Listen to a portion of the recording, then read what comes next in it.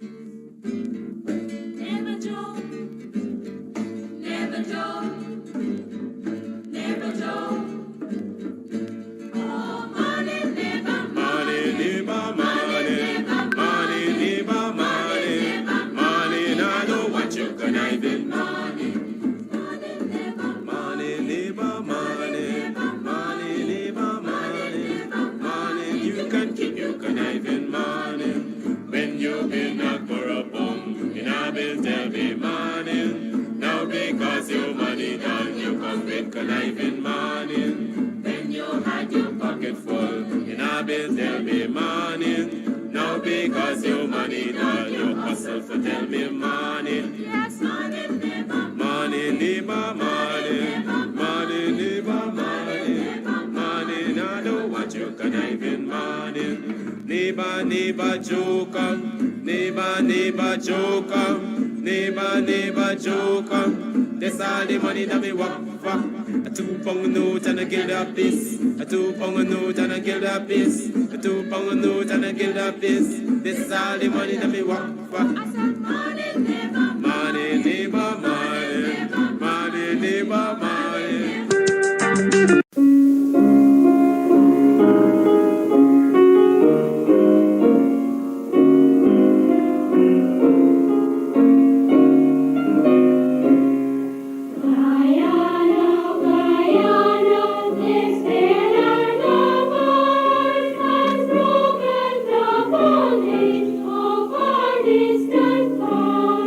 We love you, Guyana, from island to sea.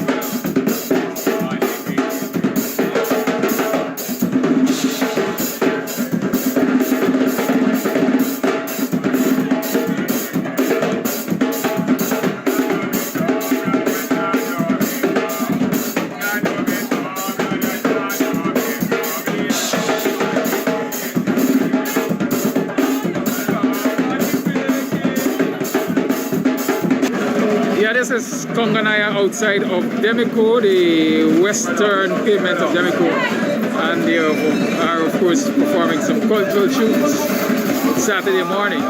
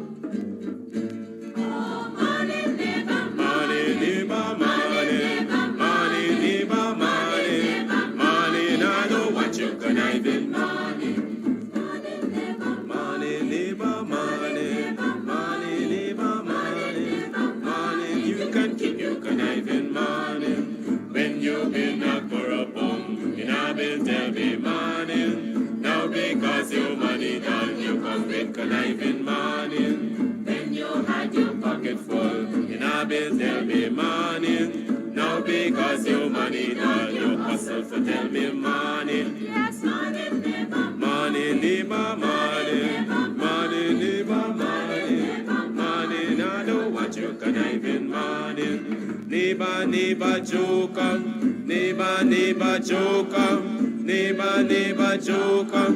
That's all the money that me walk for. A 2 pound note and a guilder piece. A 2 pound note and a guilder piece. A 2 pound note and a guilder piece. This all the money that me walk for. I said, morning, neighbor. Morning, neighbor, morning. Morning, neighbor, morning. Morning, I don't want you conniving morning. Oh, Joseph.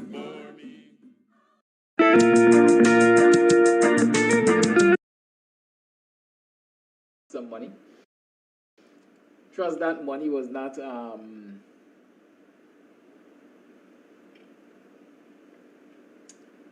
swallowed up by the inflationary prices on the market and in the supermarkets and so on.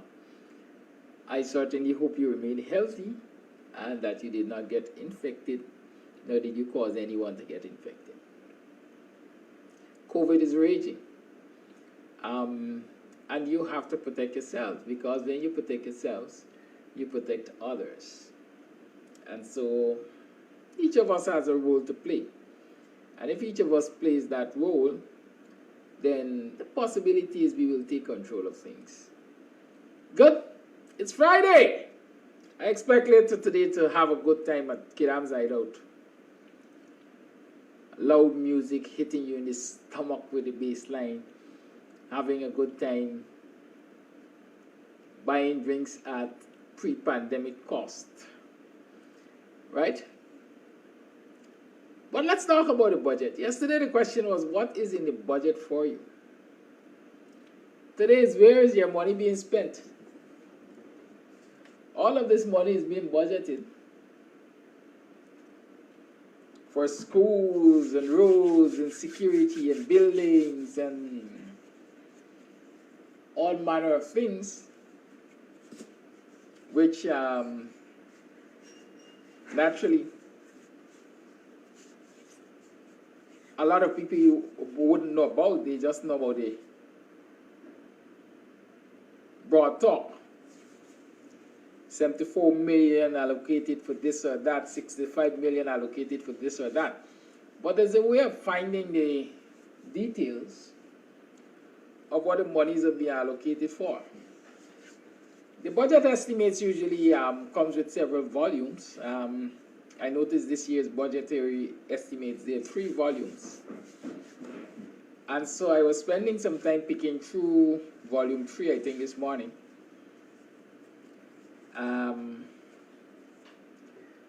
You want to tell if yours good morning? Mm. Oh, good, all right. Look, the stuff is out there. Yes, and so I was able to nitpick and find some of the projects and programs that your money will be spent on. It's important that we know these things, right? Because the budget is transformational. It is a very transformational budget. Ghana is going to be transformed. But do you know, a lot of people catch a fit when people use certain terminology. But do you know you can have positive or negative transformation? Yes, you can have positive or negative transformation. Let me beg your indulgence. My daughter is here, so I need to attend to her. She has to get something as part of her school project. Give me a minute.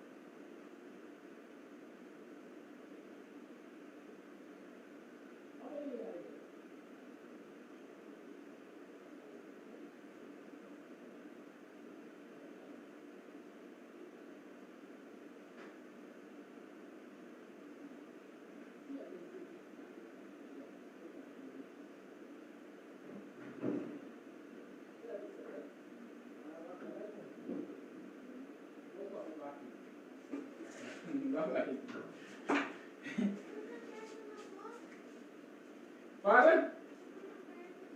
Sure. Oh yes, sorry about that, y'all. Yes, I was saying it's important that you know where your money is going to be spent. Don't let it give you these broad brushes, because it's important to know. I was looking at the capital estimates for Region 4, for example, and I'm already upset, very upset. Because when you look at allocation for capital works, infrastructure, you see bridges and roads. And so there's going to be road construction at Cane Grove. I hope you guys understand the geography. Remember, let me establish in the first instance that the Region 4 administration in Chairman C. Ram and Vice Chairman Sandy and the others of the councillors complained bitterly that they had no part to play in putting together the budget for Region 4, because the regional executive officer usurped everybody's function, sat, did the budget, submitted it, and regardless of the complaints they made and who they complained to, and the actions they threatened to take and so on, nothing was changed. So it's not a budget that was compiled, Region 4 budget was not compiled necessarily by the representatives of the people, right? But by the REO, who technically is a creature of the PPP, that particular office, REO, is a confusion, quite frankly. Because the REO is a creature of the political party or creature of the government, but is answerable to the council.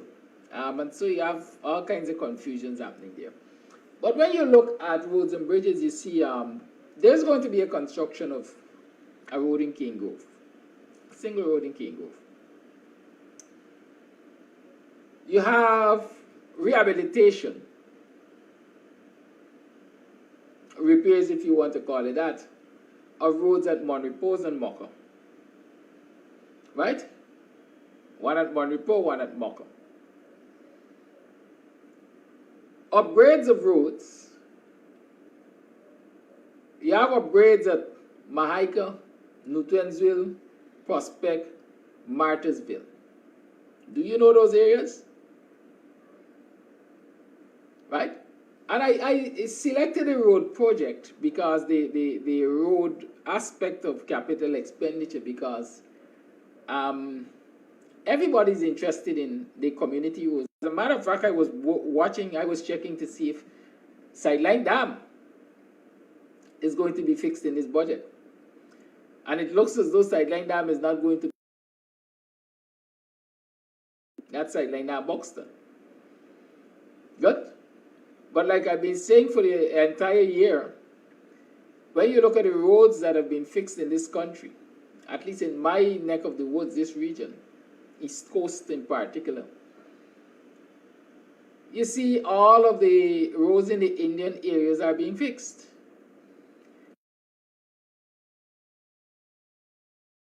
To deteriorate.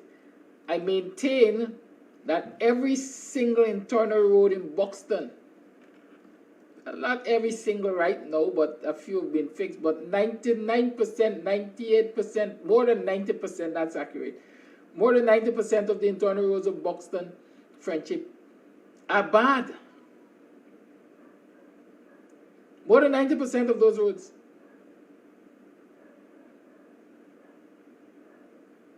Those of you who traverse the community will be able to say for yourself. But when you look at this road program for the region, you see that the majority of the roads that are going to be upgraded are in Indian, Guyanese communities. In Indian communities. Right? The lone road The lone road on this list that is in a predominantly black community is Mocha. Right? That's a lone road in a predominantly black community. Mocha, Mahaika, Newtonsville, Prospect, Martysville, Cane Grove. They are all Indo-Guyanese dominated communities. What does that say about the REO? Who put this list together?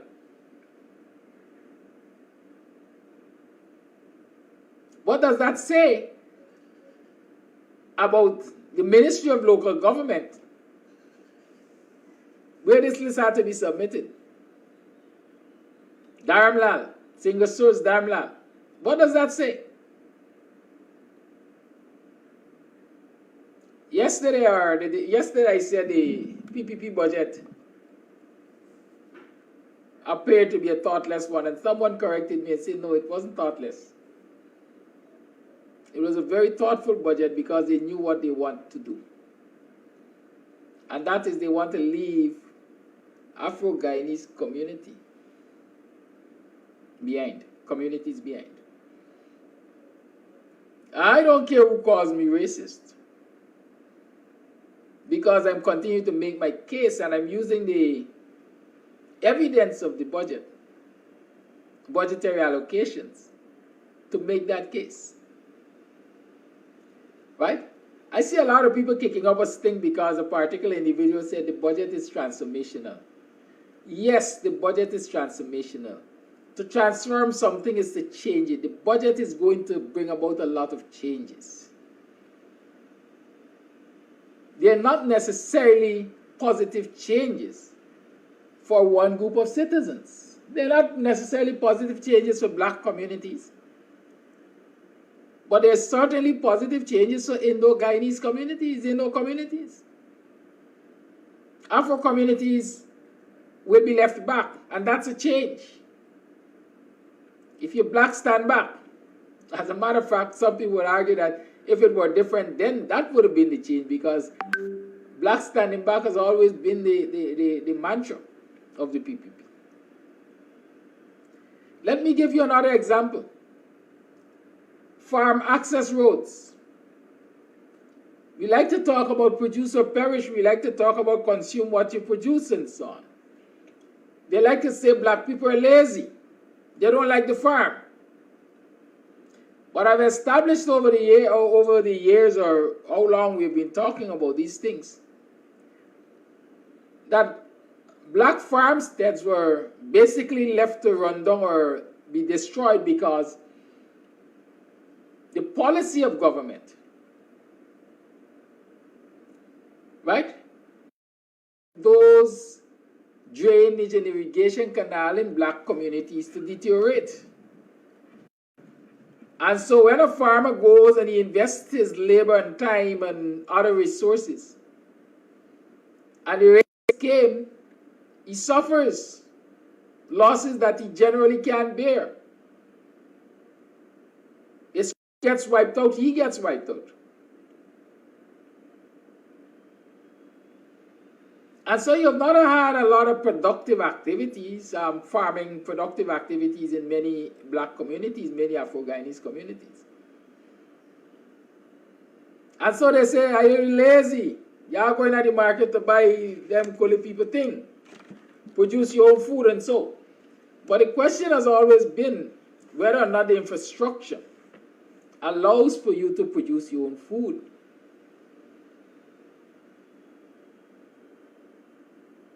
In Buxton, under the APNU was pushing this agricultural renewal in black communities. You had a RAID project, the Rural Agricultural Infrastructure Development Project, RAID. I noticed, good morning, Shelly the Raider. How you the girl? Oh, them young ones. I mean, they're adults by now, but they're still young. Shelly's complaining about signal. A number of people complain about signal. I am not seeing a signal issue from my end. So, most likely your internet service provider is giving you crappy internet right now. Right? But the whole story is, we have to cope with what we're getting right now in terms of internet. There's much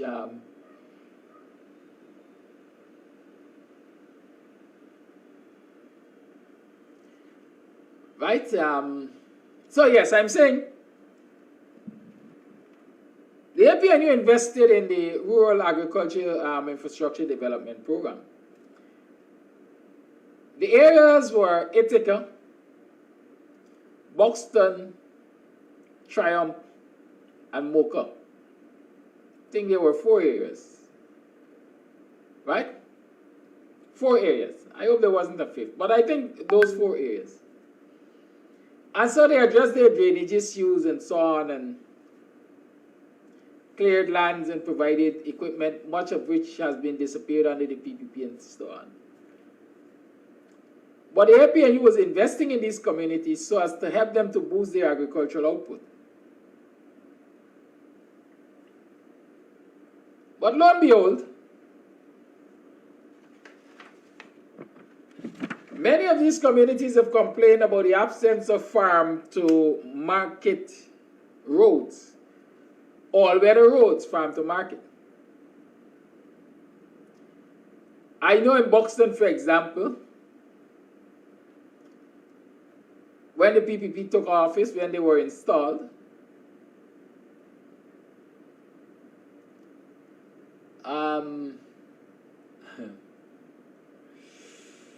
the agricultural minister, installed as he is, went to Buxton, Bagdam side, Friendship Bagdam side, and spoke to some people who gave them a listening ear and so on, and they made some promises.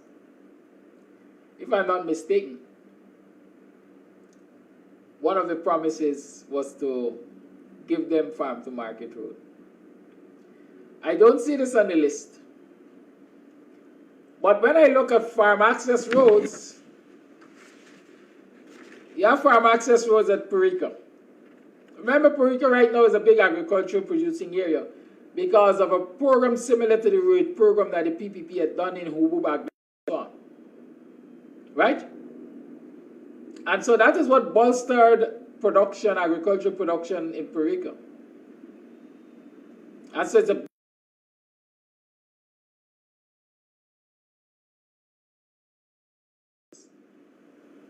actually trying to replicate, if I can say that, in these black communities.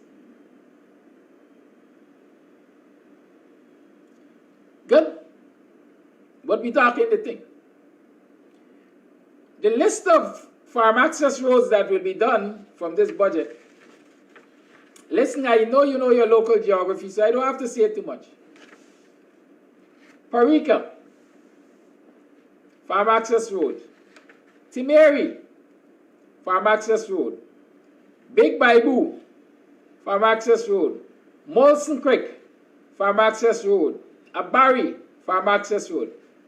Again, you can see the ethnic bias in the allocation of monies to develop farm access roads. If I were to take Timeri as a black community, I think it is more mixed. Then I will say Timeri is the only black community out of 5, 1, 2, 3, 4, 5, 20%. Right? Timeri is the only black community in that list.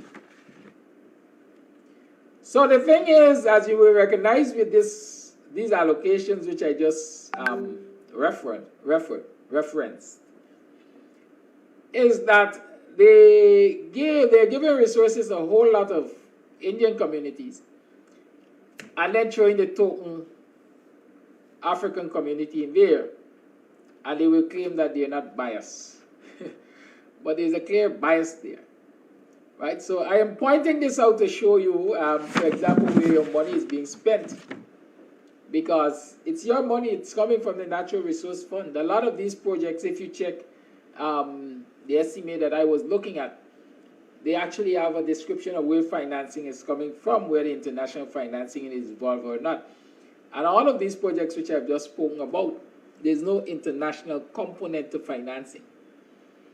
Right? And I heard somebody said it is,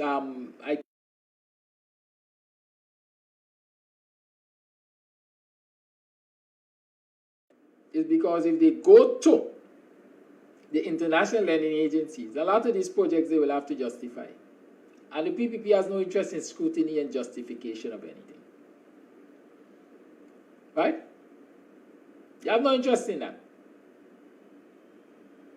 And so there is no ethnic balance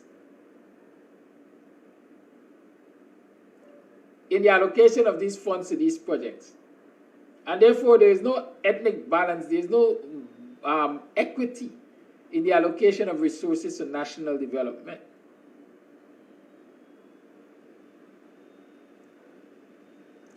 I noticed Andre Sam early. Let me tell you, Andre, it's a pity that you're using the name Sam because I know you're not a Sam. The Sams are not stupid. I'm a Sam. I'm a proud Sam. We're not stupid. We don't indulge in ignorance. And I've noticed you've been talking a lot of ignorance all morning. But I don't think I'll be spending too much time on you. You're not going to distract me with anything. I would say that I'm not giving a balanced view when I am quoting from the budget. If the view is imbalanced, quoting from the budget, then it says that the budget is imbalanced, and that's the point I'm making. The allocation of the resources in the budget, there's clear bias. Right? It says that there is clear bias. There's no equity considered in the allocation of resources in this budget. Right?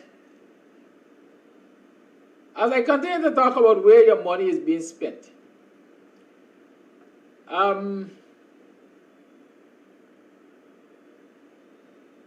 let's look at improving business competitiveness, promoting local content and job creation. The government argues that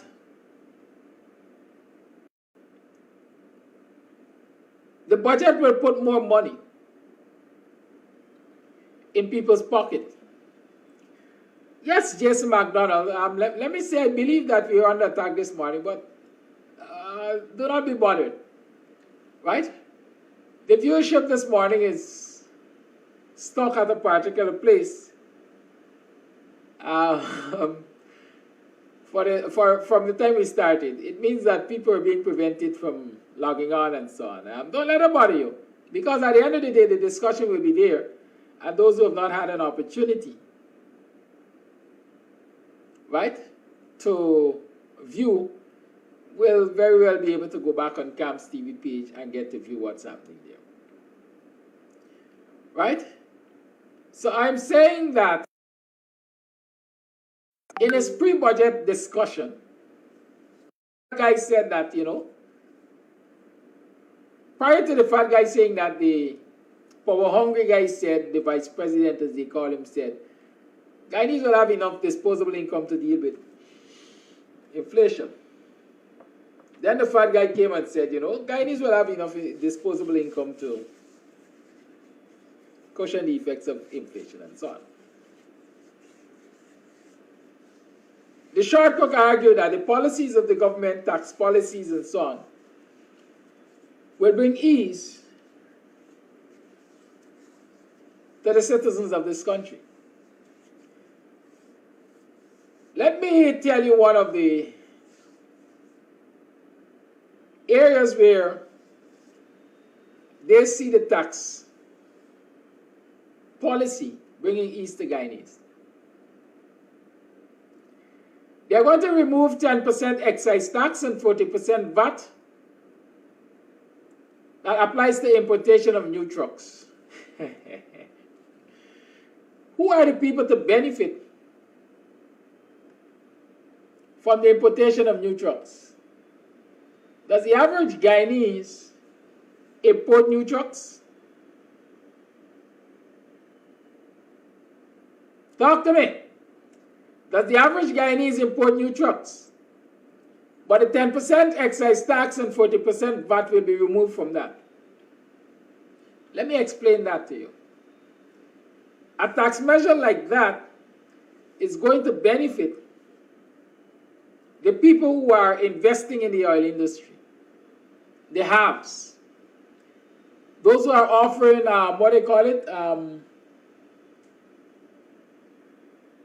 onshore services or whatever they call them, support services to the oil industry, into the construction industry, right?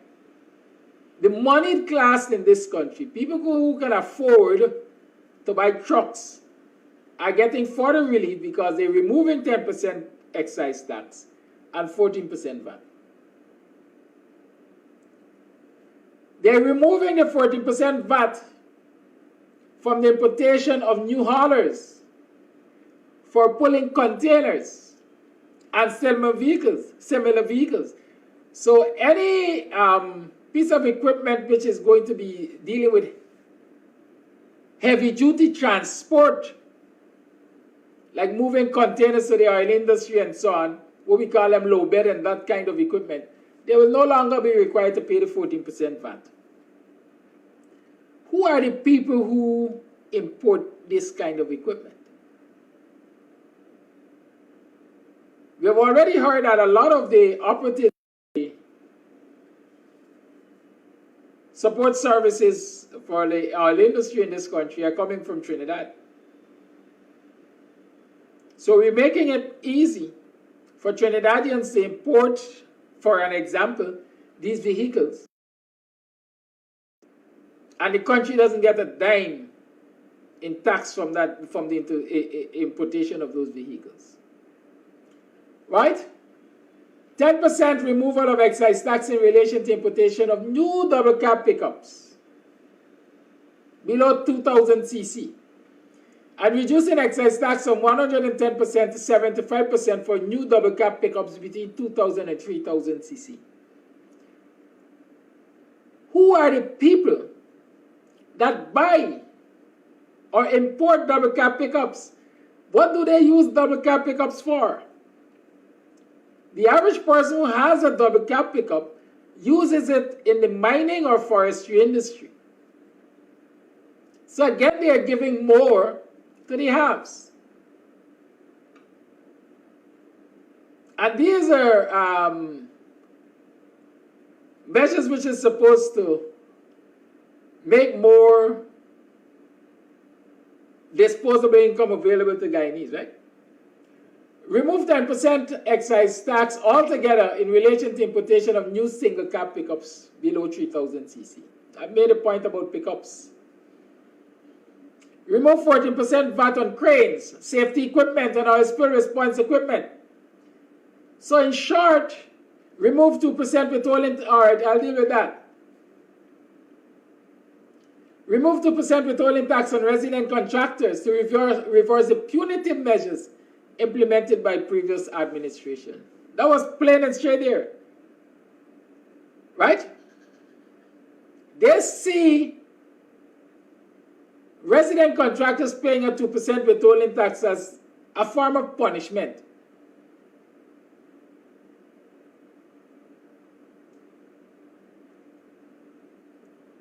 Right? They see it as a form of punishment and said they're going to remove it.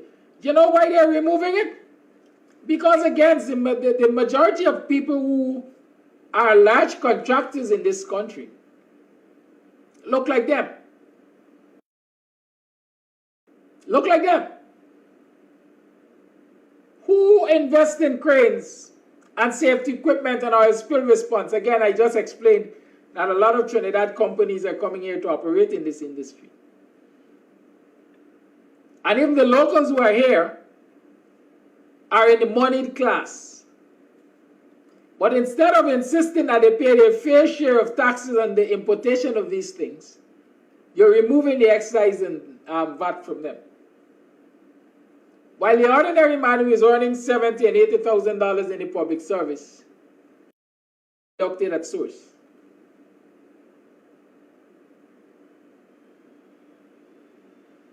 Are you understanding what I'm saying? We are analyzing where your money is being spent and who are the beneficiaries. Right?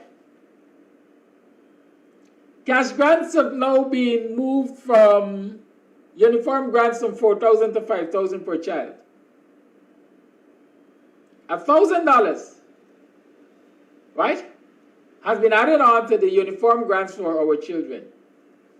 But like I explained yesterday, the economy is projected according to the short group to expand by almost 50%. But the increases that they're giving for these things, in this instance, 1,000 over 4,000 will tell me it's 25%.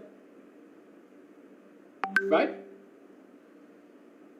So the increase to cushion the effect of this expanding economy, which will facilitate expanding inflation or rising inflation. You might have some gathering inflation, runaway inflation, right? You get $1,000 to cater for that on your children's uniform for school. They say they will be supporting the vulnerable. Remember under the David Granger administration, my God. Remember, they say count to 10. Good morning, Ricardo Rodriguez. You have a name of infamy. And your thought processes too are as corrupted as the name you carry. Supporting the vulnerable. Under the David Granger administration, dialysis centers were established in certain areas in the country. I know for a fact in Borbis, to assist patients who had to get dialysis. Now, if you are a person needing dialysis, in most instances, you have to do dialysis 2 and 3 times a week, dependent on how severe your case is. And so in order to assist those people, the APNU administration had established dialysis centers in some areas.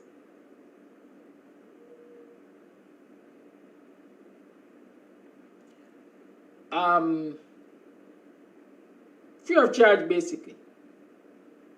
As soon as the PPP came into office, they shut down that arrangement.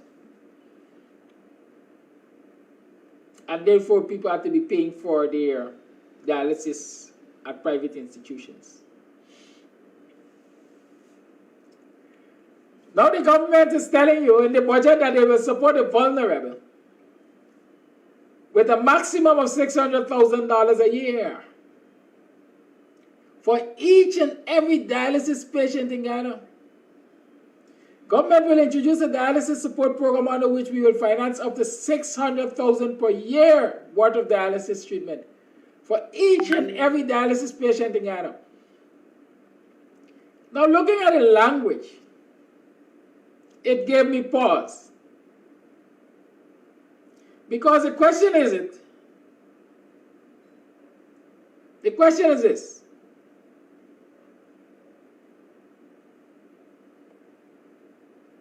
Jason McDonald is saying 5G dialysis is the best Ghana got. Did you benefit from the services? Tell us about the costs, Jason. Right? The language gave me pause because the question I'm asking in my mind, is this $600,000 per patient?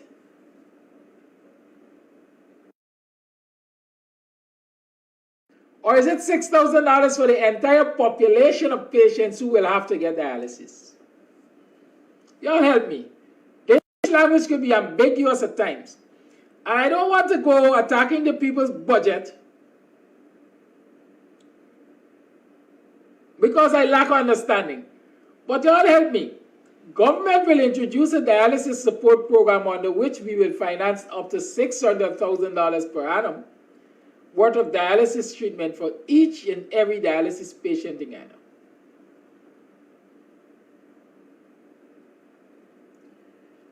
Right? Marcy Darcy, don't let us talk about whose facility they will use yet.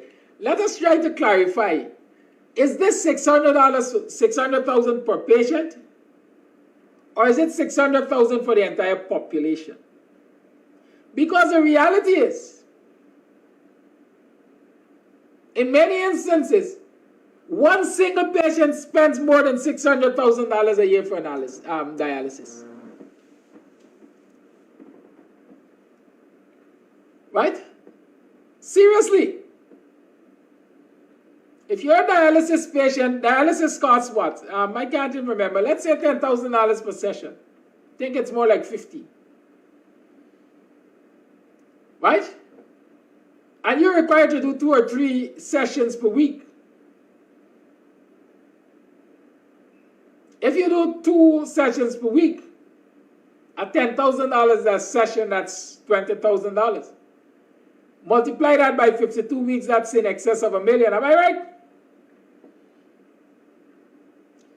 And so one patient, quite frankly, will use up that $600,000 in less than a year. So I need some clarity here. Is it $600,000 per patient? Because they say every single patient.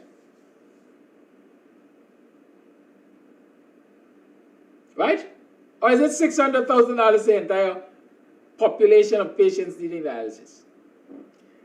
I don't know. I'm asking. Those who have the answers. If you have seen the shark cook, you could stop here and ask him. So long as he is sober. Oh, lad. Public assistance is now, we know, $2,000 more. Good. Well, how do you survive on $14,000 in an economy that is expanding by almost 50%? How do you do that? And so they say they are really and truly, they are supporting the vulnerable. I don't know how, but, and here's the big one.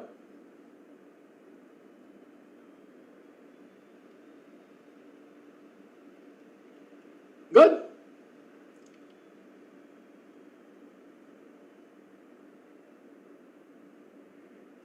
Somebody was asking whose facilities are they going to use? Well, of course, the majority of these facilities are owned by their friends and cronies. Right? One of the fastest growing medical services in this country is, somebody knows it, y'all call the name for me, Sheriff Medical Services. I've seen astronomical growth and expansion of Sheriff Medical Services, Sheriff Security. Right? Husband King is telling me dialysis is normally 3 times a week, so here we go. In 20 weeks a month, was it done? Am I counting right? I don't know. But, right? The majority of these kind of services are available at private institutions. I make no bones about it, and this is going to answer a question that some clown was asking earlier. I can't remember if it's whoever, but some jagabat was asking earlier. Who stopped Guyanese, who stopped Afro-Guyanese from investing in certain equipment or certain services and so on? Good? The policy of government stops Guyanese. The policy of government. For you to establish a private medical facility, you have to jump through hoops and rings.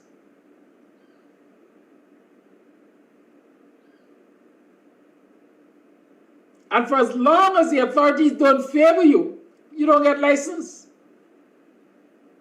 They frustrate the hell out of you, so you give up before you even get licensed. And so a lot of these medical facilities which are blossoming around the country now are blossoming because they are friends and cronies of the PPP. Black people typically get shut out of certain sectors of this economy. Let's not pull wool over our eyes and play decent and be afraid of people calling us racist. I call it as it is. Remember the black brother who was into the oil import business, fuel import business? As soon as the government changed, Sharma or whatever his name at Ghana Energy Authority, they got colossal lashing him. Up to now, I don't think he's back in business. They suspended his license, if not took it away. Up until now, I don't think he's back in business. Like in funeral parlor, that was picking up dead bodies for the state for more than 50 years or more than 20, 30 years, whatever. But they were doing it since I was a little boy. I know like Ken was moving states dead. As soon as the PPP got in office, they take a lash in Laikin and took away the license. Now they have given it to some, what is place name in Le Repentir Cemetery there? Some kind of, I know, cemetery gardens or some kind of garden, something. Government policy locked certain people of certain sections and sectors of the economy.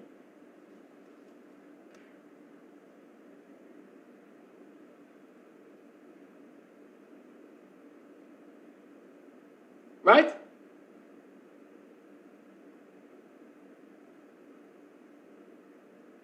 Let's talk about that. Anyways, we're talking.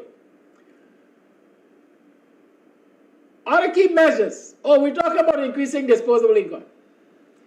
They will remove the withholding tax from individuals whose total interest income does not exceed $10,000 a year.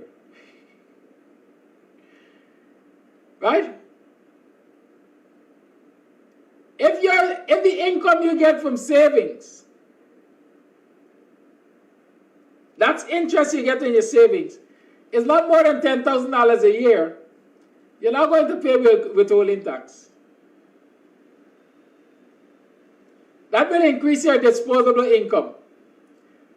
How much money do you have to have on the banks to get $10,000 a year in interest? Right? Does the average Guyanese citizen earn $10,000 a year in interest on their savings deposit, let's say? Talk about that.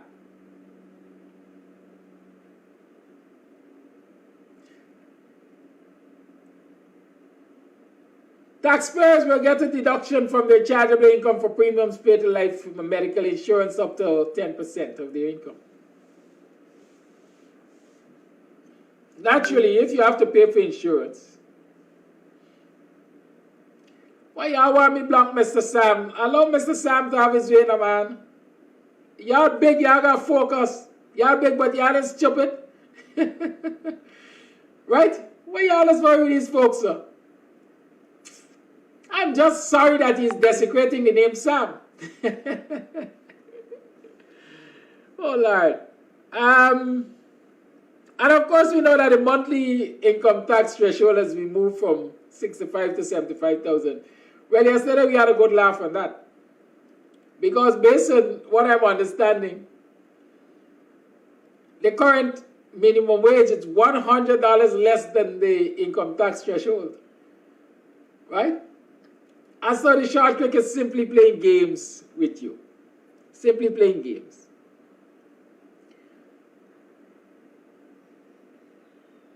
They will revert to the pre-2015 entitlements of remigrating people who are returning with vehicle and so on.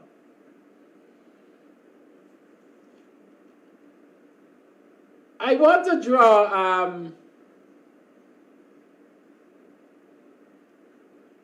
well, when I look at healthcare, I recognize that All of the new healthcare facilities are again in predominantly Indian communities. I know the Buxton Health Center, for example, was there for several years, slated to become a cottage hospital. And nothing has happened to it so far. But I see new areas are going to be getting cottage hospitals and so on. I wonder why Buxton is always left out. Of note, y'all remember the First Lady started a sanitary napkin program? Imagine in a developing country, an oil-producing country, a country which economy is expected to grow by almost 50% in this year. The state or some agent of the state has to be providing sanitary napkins to citizens. Because the disposable income, right? The disposable income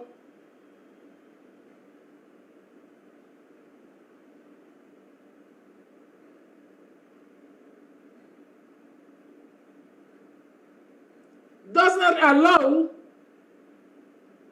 this particular group of citizens to buy sanitary napkins, which is a part of their personal hygiene and health care. At least that's the message I'm getting from the First Lady's program. And so it became important, necessary for the First Lady to step in and fill that gap, to provide sanitary napkins.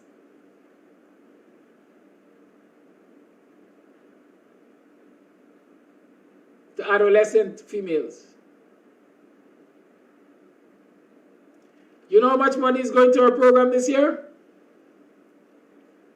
$50 million. $50 million. For the First Lady, Arya, or whatever her name is, to distribute sanitary napkins and so on, and production and promote menstrual hygiene. I'm thinking in my head that it will also aid in her making more trips to Los Angeles and so on. That's what your tax dollars are doing. That's what your oil resource fund money is doing. Of course, I can't have all the discussion today because time is upon us. So let us open up the lines. It's 8 hours 25. Open up the lines and let's talk the thing. Where is your money being spent?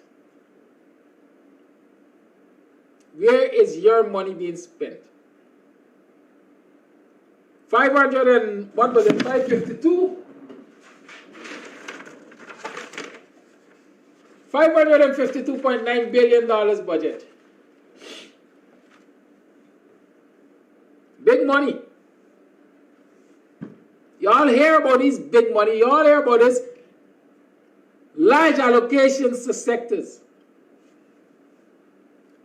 But I'm sure you know, understanding where the allocations are going. At least in some instances, like I pointed out. In the new week, I'm sure we're going to continue to examine some of these allocations, where they're going.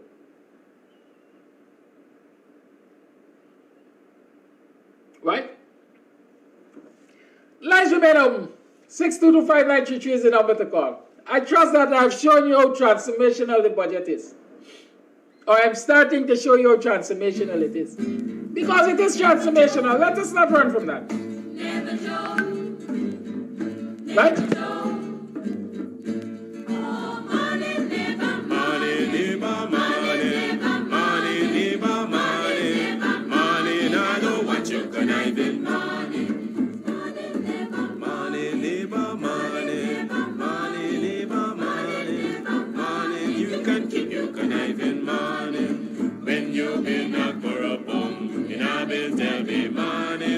Now because your money done, you come with conniving.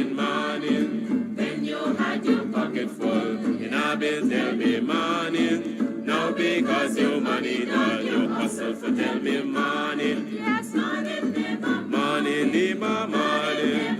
Morning, neighbor, morning. Morning, I don't want you conniving morning. Neighbor, neighbor, joker. Neighbor, neighbor, joker. Neighbor, neighbor, joker. That's all the money that me work for. A 2 pound note and a guilder piece. A 2 pound note and a guilder piece. A 2 pound note and a guilder piece. This is all the money that me work for. I said, morning, neighbor. Morning, neighbor, morning. Morning, neighbor, morning. Morning, I don't want you conniving morning. Oh, Joseph.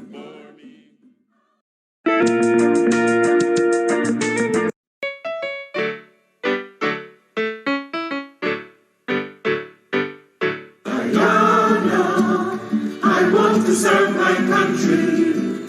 Guyana, beautiful, happy and free. Guyana, let's cooperate with our government to help develop Guyana the free. Together, my comrades, we will build a brand new Guyana, a country where all are equal opportunity. So let us begin now to show loyalty to Guyana by showing love and respect for all Guyanese. My brothers, my sisters, we will live and die here together. On to one people, one nation, one destiny. For harmonious living, cooperation will be forever. In work and play as we live as proud Guyanese. Guyana, I want to serve my country. Guyana, beautiful, happy and free. Guyana, let's cooperate with our government to help develop Guyana the free. Well, it's time we settle all the rich lands in the interior. Our natural resources are there in great quantity. And we will do farming and establish jobs by the border. We'll grow more food so we would fill all Guyanese. My greatest desire is to serve my country, Guyana, and sincerely help my Guyana to move along. Our government asks us that we study hard and we learn the things that will help Guyana to become strong. Guyana, I want to serve my country. Guyana, beautiful, happy and free. Guyana, let's cooperate with our government to help develop Guyana the free. To help develop Guyana the free.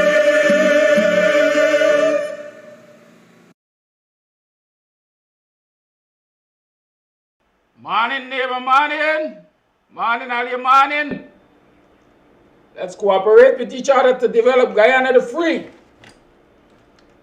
Mudwater, wherever you are, morning to you. Mudwater, wherever you're there, morning. I hear them boys lock up Mudwater and a whole set of people associated with Mudwater or the Mudwater Guyana Uncut publication. Many are saying, well, it's censorship. Others are saying it's enforcement of the law, the rule of law. Many are saying that Mudwater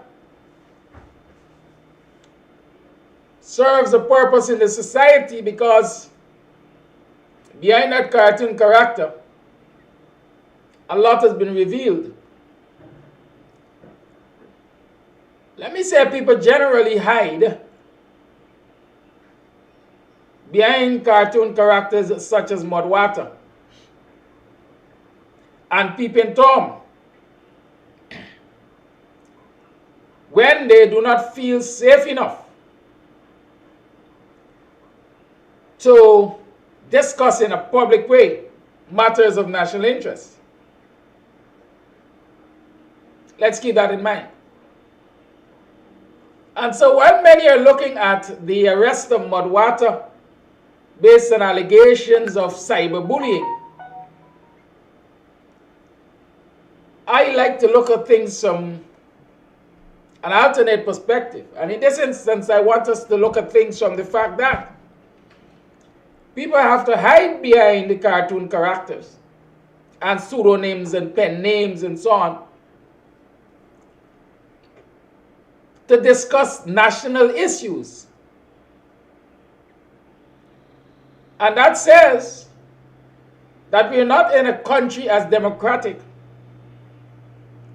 as we purport. Guyana is not as democratic as we argue, or as some sections of people argue. Guyana is not as democratic, it is not as free. People do not have the freedom of expression. Take a trip over to Trinidad, Barbados if you wish, and you will see the citizens there ridicule their government using all kinds of languages. Right? Calls them the most jackasses, etc. But nobody goes after those citizens because freedom of speech is recognized and respected. Good? Cyberbullying, a new terminology in Guyana. We've always had bullying. Schoolyard bullies. Name calling is a thing of Guyana. Just the other day, a friend, a viewer,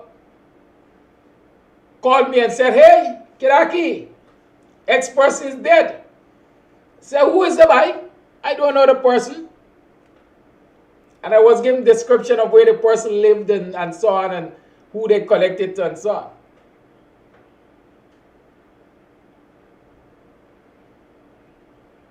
Okay? The reality is, when the false names came into play, I said, "Oh, it's them people now. Why they can't blame the APNU for that stupid law?" Well, we can talk about that. If they're blamable or not. Some people are pig-headed, so when you advise them, they don't listen. They live to see the aftermath of some of their pig-headedness. Anyway, I am saying that when those false names came into place, when I recognized who was the deceased. So if you call that bullying,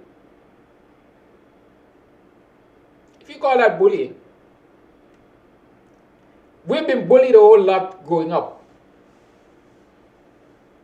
And we are stronger for it, quite frankly. I guess a lot of people are still psychologically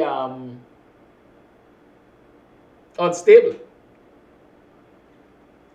We have a lot of depressed people walking around in this society because of false names and bullying.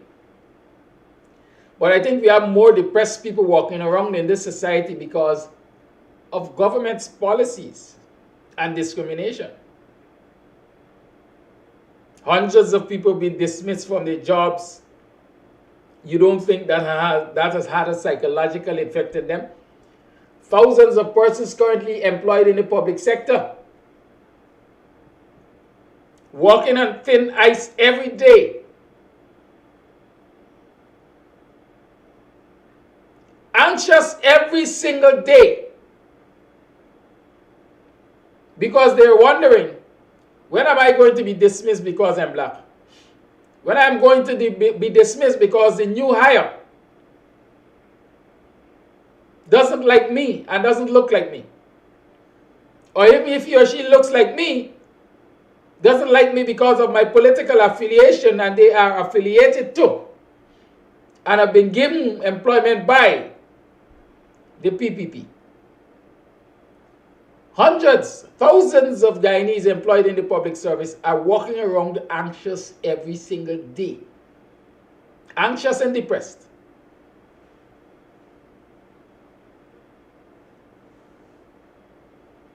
Okay? Anxious and depressed. What you kind of say, use fake names. When you have to resort to using fake names to discuss national issues, you know you don't live in a democracy. That is Korea and China and Russia, those places. But that is where we have to go to. Right? Sad state of affairs.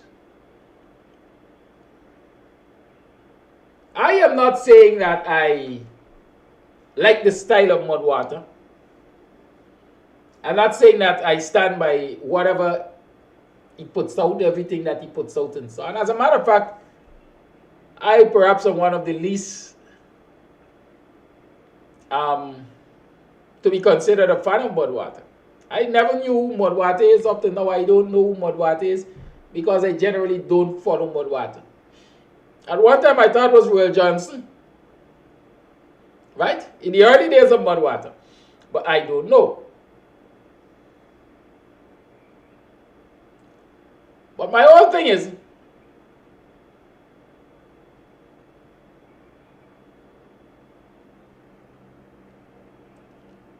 creatives, artists have so much freedom. We call it poetic freedom. And in any society you go, a lot of the issues which can be touched or which are not touched by ordinary citizens are usually addressed by creatives. And in those very societies, creatives are not usually targeted because they have that poetic license.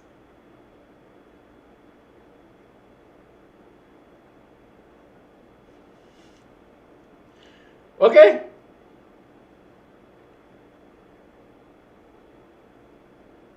Right?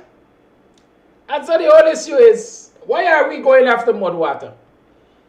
And look at the speed, the alacrity with which they have gone after Mudwater, was able to find who Mudwater is, allegedly, according to them, confiscate equipment belonging to Mudwater, and have been able to arrest a whole long list of people in relation to Mudwater.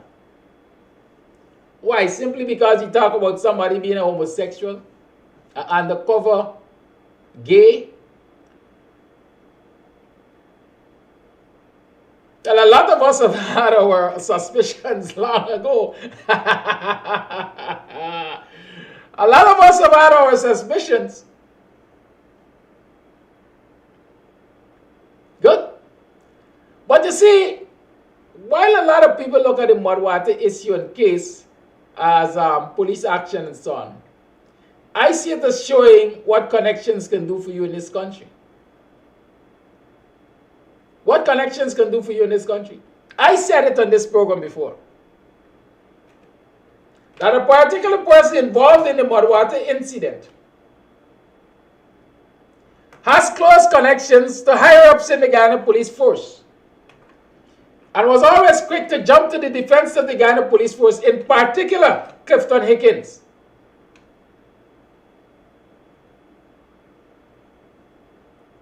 And was always given for a shot at police news. That certainly shows that there is a relationship between that individual and the police.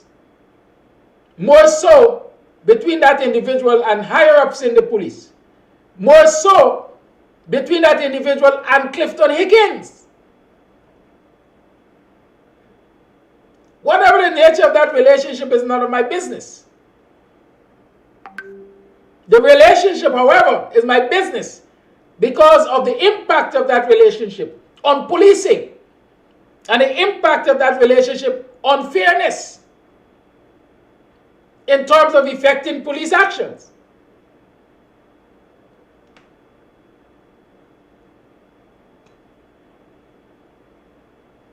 Okay? Now, I as an upstanding citizen, as far as I'm concerned, I'm an upstanding citizen. But I, as an upstanding citizen, don't believe I can just pick up my phone and call if Hickens or Karen Bash or any of the higher-ups sex man. I don't think I can call out any of them and say, listen, this person has offended me. This police has offended me. I want action taken. But I've seen live videos produced by this particular individual where that has been done. Do you know that the advertisement offering $1 million reward for the identity of Mudwater? Do you know that on that advertisement, instead of a public police number being used for contact, the private number, the personal number of that senior policeman was used? So are you telling me that this is not cronyism? This is not nepotism? Look how quick they find Mudwater. Huh? Like Mudwater said in one of his videos, which I listened to over the weekend in relation to the whole issue. That smacks of anti-manism. And anti-manism doesn't mean homosexuality. Anti means against. It smacks of a lot of anti things. People must expect fairness and an even hand.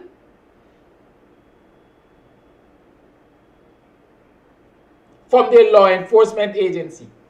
And if the police thinks that it is a feather in their cap, the manner they acted in this Mudwater issue, I certainly don't see it as a feather in their cap.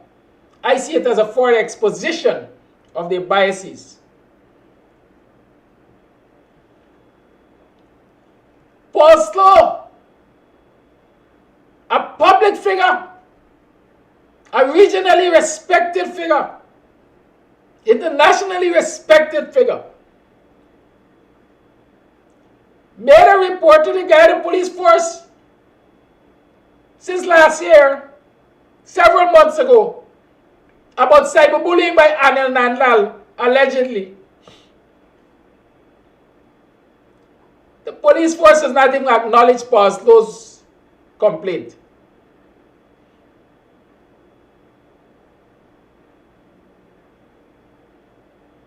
Well, I don't know anything about the compromising photos. Maybe you can share them with us. You have them?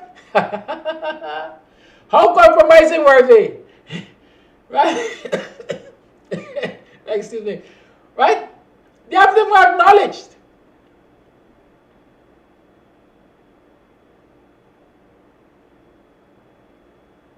Paul Slow's complaint.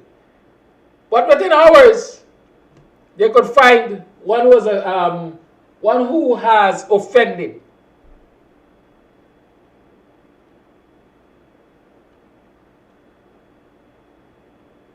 One of their own. I wonder where the Police Wives Association stand on this issue. I really wonder.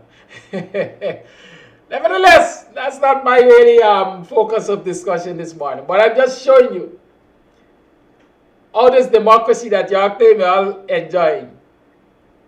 It's not a democracy. They have a mock away. Right? Yes, person. Up until now, they can't find the killers of the Henry's boys, despite the fact that the fat guy said he wasn't going to leave any stone unturned. I guess with that size, he's supposed to have a lot of calories to be burning. So he really and truly should be turning some stones. But I guess he's tired of turning stones.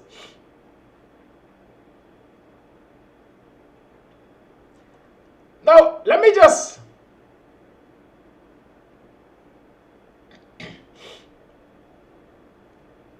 address this thing about who brought into being the law. The David Granger administration brought into being Cybercrime Act. Did they use it? Or, more specifically, did they use it to target ordinary Guyanese citizens who are doing the very things that ordinary Guyanese citizens have been doing for years? Y'all talk to me about that. You see, one of the things I usually say, and when the Granger administration started in office, and they were bringing law and order to the society, I said to a lot of my friends and associates, I said, listen, Guyanese have had so much freedom over the decades. They have been allowed to be so loose over the decades that people come to find out that they can be locked up for things that they didn't even know were criminal acts.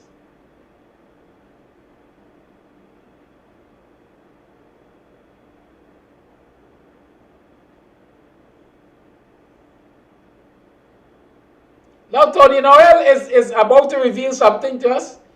He could call me and we gonna whistle.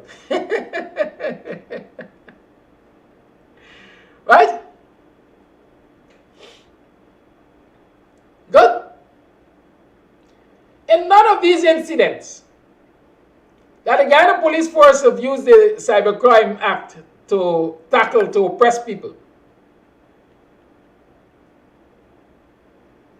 Right? None of them. Lives were threatened. Maybe livelihood, certainly not lives.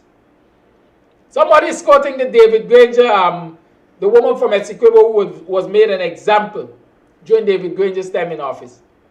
The life of the president was threatened. And in all the freedom of expression, I don't think anybody has the right to threaten another's life, much less that of the president. Right? So let's be real about this. Let's be real about that. So I was saying to people, you're going to get locked up for things you already didn't know you could get locked up for. Matters as simply as not walking on the pavement. It's called jaywalking. It's called jaywalking.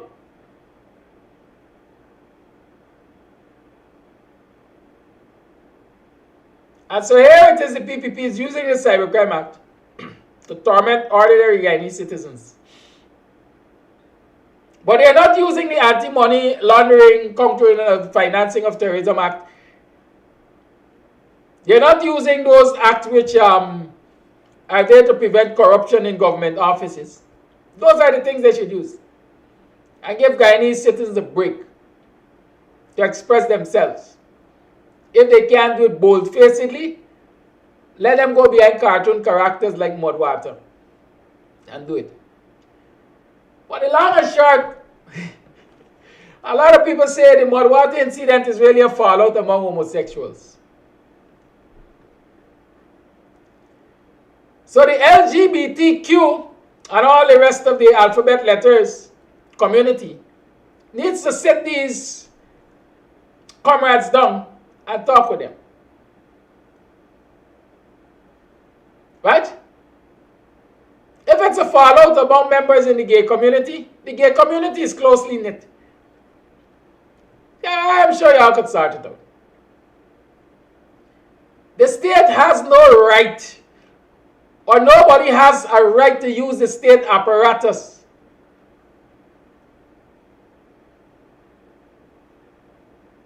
to exact revenge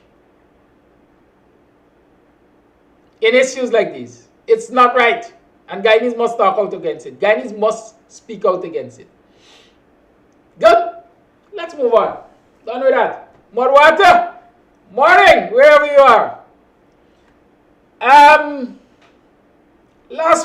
Last Friday to be exact, the program which I replayed earlier this morning, we started looking at the budget and where your money is going.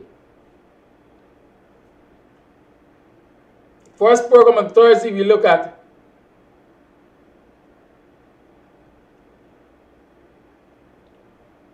what was budgeted, how your money was being spent, or what they allocated. And then Friday, we started talking about where your money is going.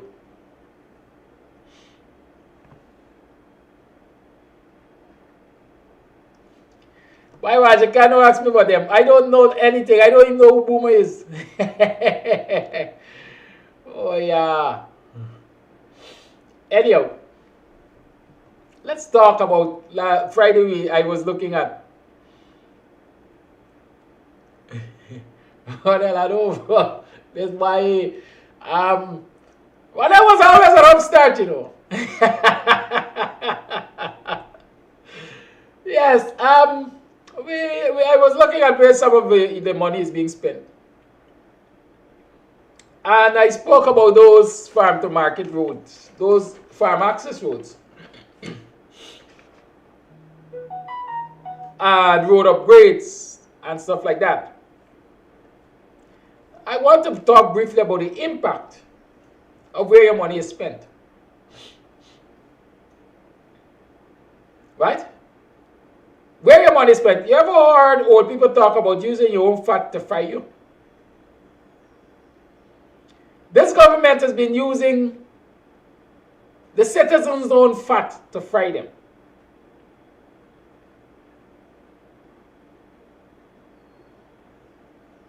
When you look at the allocations, you can't help concluding what's your fair-minded person that there are a lot of biases. Well, I guess economics and all these kind of things, budgeting must have bias.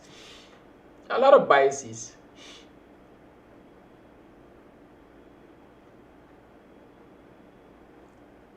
But a good examination of this budget will tell you that there are a lot of biases against public servants. And by extension, black people. Because the majority of public servants are black people. The government tells us that. The PPP always says that. So that is not nothing new I'm saying.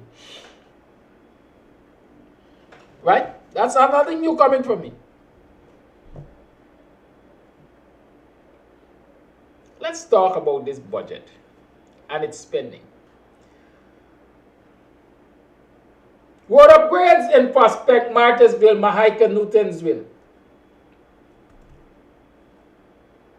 Road upgrades. It means that if your road is in a poor state, full of pothole like Buxton Styling Dam and so on, or it's just a mud path you're using, they will upgrade them to paved roads, bitumen paved roads.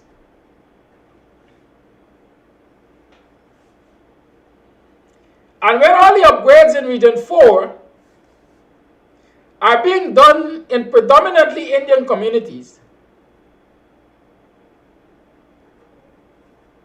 it has an impact on the lives of the citizens, the residents of those Indian communities, and also on the lives of the residents of black communities. Paul Singh said only racism will get me attention, including his attention. Right, Paul Singh? Paul Singh. Only racism gets the PPP votes. Why do you think they have such a racist and divisive attitude in government? So you have to take a page out of the book of your opponent. What's wrong with that? Paul Singh. If your opponent likes to fight in the gutter, then you go to the gutter. What's wrong with that? If you find trench crappers and jagabats in the gutter, and you want to engage, that's where you have to go. What's wrong with that? Paul Singh.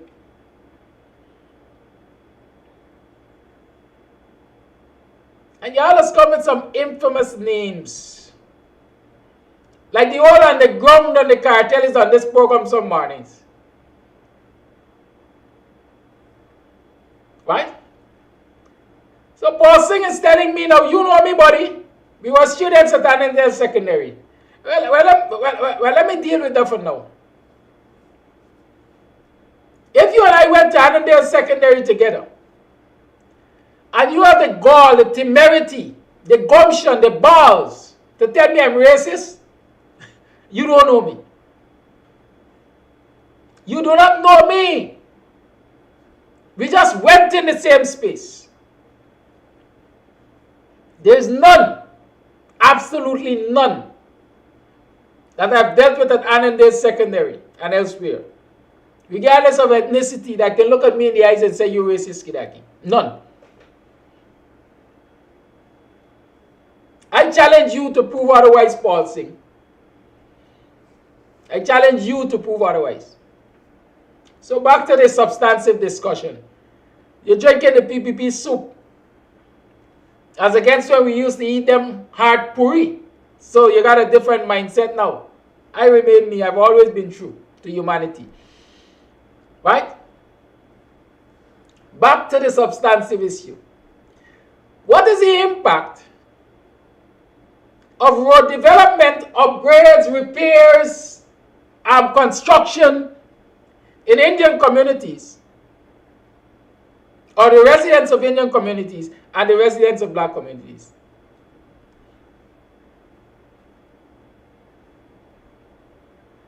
Right? We have to understand that impact. And then we can understand why the budget is structured in such a way. Let's talk about impact. Farm access roads.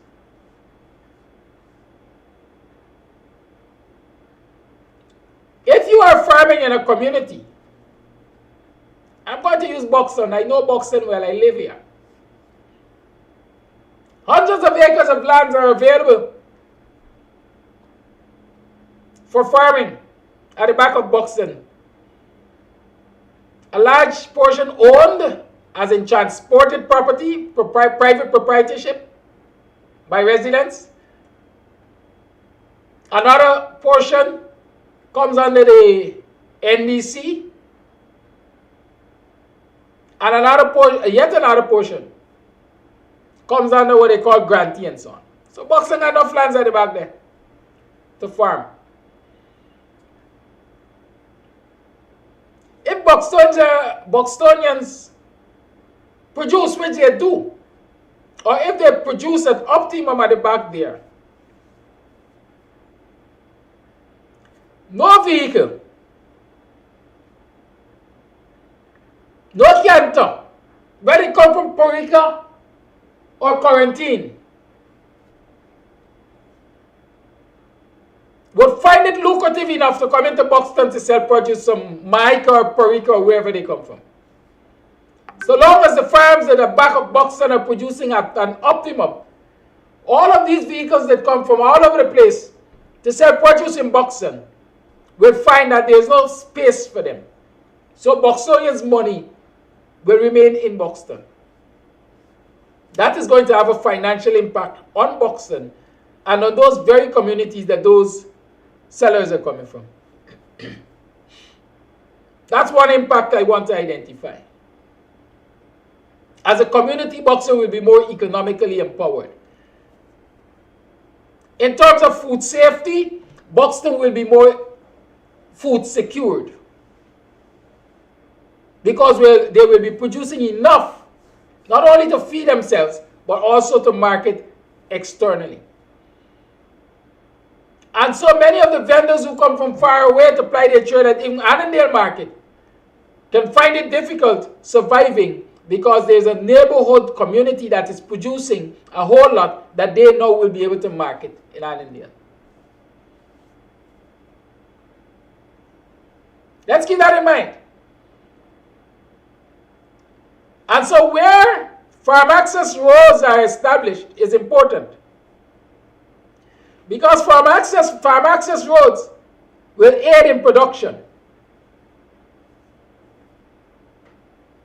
It will aid the producer. Let me give you an example. I said to you that Hubu Bagdam, Puerto Rico, expanded in agricultural production only after the then PPP government, I think, invested in the development of farm access roads in those communities.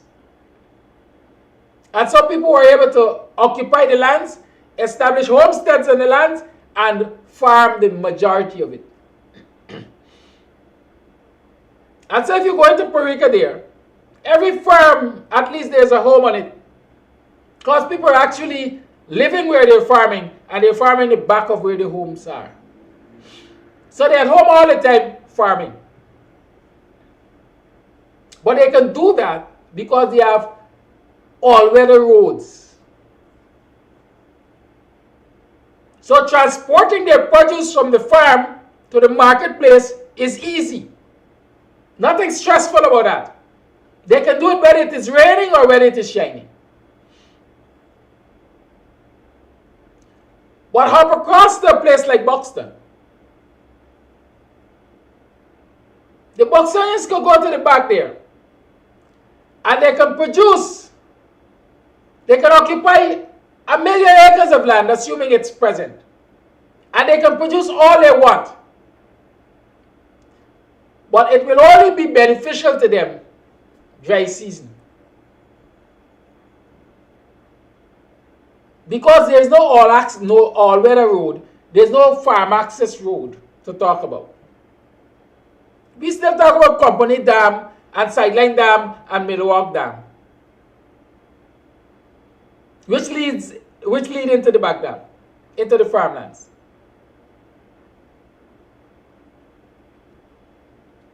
If you're looking on YouTube, check KAMSTV, KAMSTV, KAMSTV, right? So it's a disincentive to the Buxtonian farmers. It is a disincentive to the Buxtonian farmers. Because many will tell you, like I said, they're producing behind there.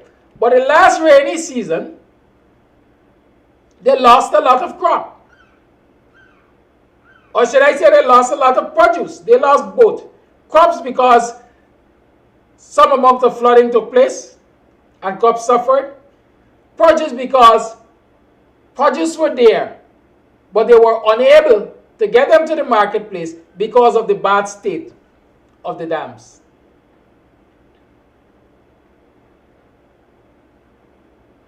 When it is dry weather, the road is fairly passable. The dam is fairly passable. They can go in with tractors, they can go in with horse-drawn carts, they can go in with buses, they can go in with cars. And bring out their produce. Even cycles, whether motorcycles or pedal cycles, they can do that and bring out produce. But once it starts to rain, those dams become impassable. It's difficult for cycles to go. It's difficult for cars to go. Difficult for buses to go. Tractors go. But in going, they further damage the road.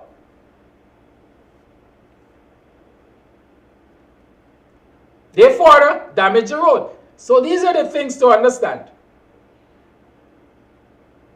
These are the things to analyze your budget for. What is government's budgetary policy in terms of developing communities, farming infrastructure in this case?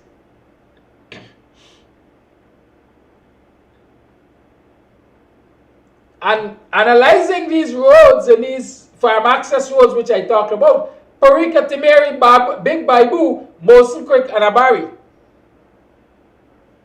You must recognize that black communities are not catered for in these farm access roads. And so predominantly Indian communities are getting farm access roads. And that will aid the expansion of their agricultural produce. It means that will make them more food secure. It will give them more economic growth because they're now producing at levels that will not only feed them, their families and communities, but will also leave surplus to be sold outside of those communities and therefore bring in foreign capital, if you want to call it that. I'm using foreign capital loosely there. And so if they're producing enough that they can come to Buxton and sell, it means they're moving money from Buxton to those communities. And so their economic growth would be at a faster rate. But in communities like Buxton, where there is no supporting mechanism for farming, less is produced, and so they have to spend more externally, which means income is leaving the community. And so there is less to develop the economic fortunes of the citizens, the residents of those communities. And so poverty is engendered in those communities as against the other communities which are getting capital for growth and development. That's the impact of budget for you. Where your money is spent, on what it is spent, has a whole lot to do with whether you grow economically or not. Let me just juxtapose this to you. I haven't examined the Ministry of Sports, Youth and Culture budget. But let me just assume, because it's a policy of the government, that when you look at the ministry's budget, you're going to see a lot of grounds and football field and so on being developed in communities, black communities. So they will say we are giving to black communities. Like the ground that is being developed in Melanie by you know who, right? And the ground that was retro-developed or underdeveloped in Buxton, right? Yes, they will tell you that they're doing more grounds in black communities. But what are the economic spin-offs possible from those grounds compared to a farm access road? So when they're giving other people things like farm access roads and so on to aid production and economic growth, they're giving other people balls to play with. Because the balls have no real capacity of economically empowering them. They're giving them an outlet for their energies, pent-up energies, which ordinarily should have been used in the farm. Right? That's the kind of analysis I'd like us to do. What's the impact of your money that is being spent? They fry you with your own fat. Public servants who are predominantly black are paying consistently, if not the most, taxes in this country. A high rate of tax. And those very tax dollars are being used against them in budgeting. Who vex lose? But that's the reality. It's now 7:57. There are lots of things to talk about. So let's talk about the next thing. Y'all $2,000 note. You see, Guyanese have a way of getting caught up in discussion of people as against issues. And I try to keep away from the discussion of people as against issues. And I am hoping that KAMSTV and BUXTONIAN Morning Time will encourage you, as it has been doing over the year, to examine and discuss issues. And don't fight up with people. People have an impact on issues, but the greater thing to focus on is on issue. The big discussion, and I always say, people take the PPP lightly, but they're not to be taken lightly.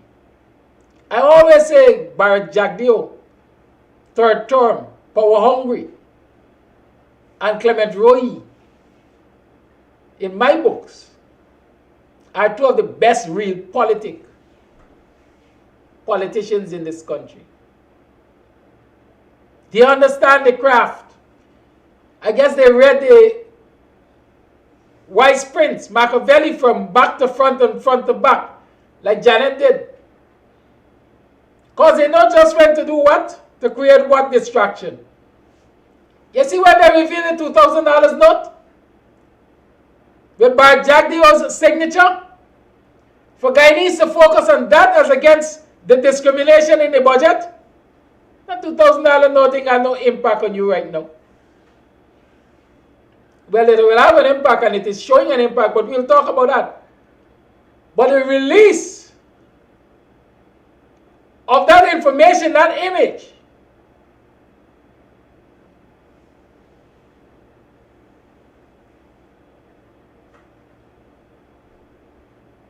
is where the bigger impact is. The bigger impact, the intent there is to distract you from the ills of the budget.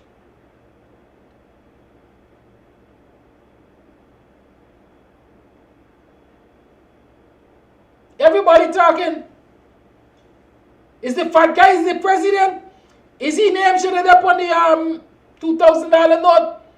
Is Ashley Singh is the finance minister, minister with responsibility for finance? Is he named shaded up on the note? How by Jack Dio name there? That's the main cusp of the discussion around the $2,000 note. The color.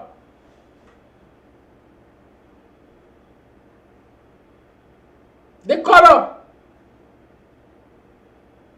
It red. Is it PPP color? The $5,000 the green is Granger color. How does the color of a note impact your spending power? How does the color of a note impact your economic freedom? How does it impact your upward mobility or your stagnation? Colors of money ain't got no impact on nothing. But that is what Guyanese are talking about. But this is really where the real issue is. We have to have an understanding. Apart from this thing coming out, these images and so on coming out now to distract you from the budget, there's also a reason why you now have the issuance of a $2,000 note. And we as citizens have to understand why governments invest in the release of larger notes in their economy. Why do governments find it necessary to release bigger notes? I haven't been following it, but I mean, I can Google it and find it, but you could do that too. Let me encourage you. Students must do research. What is the biggest note in Venezuela?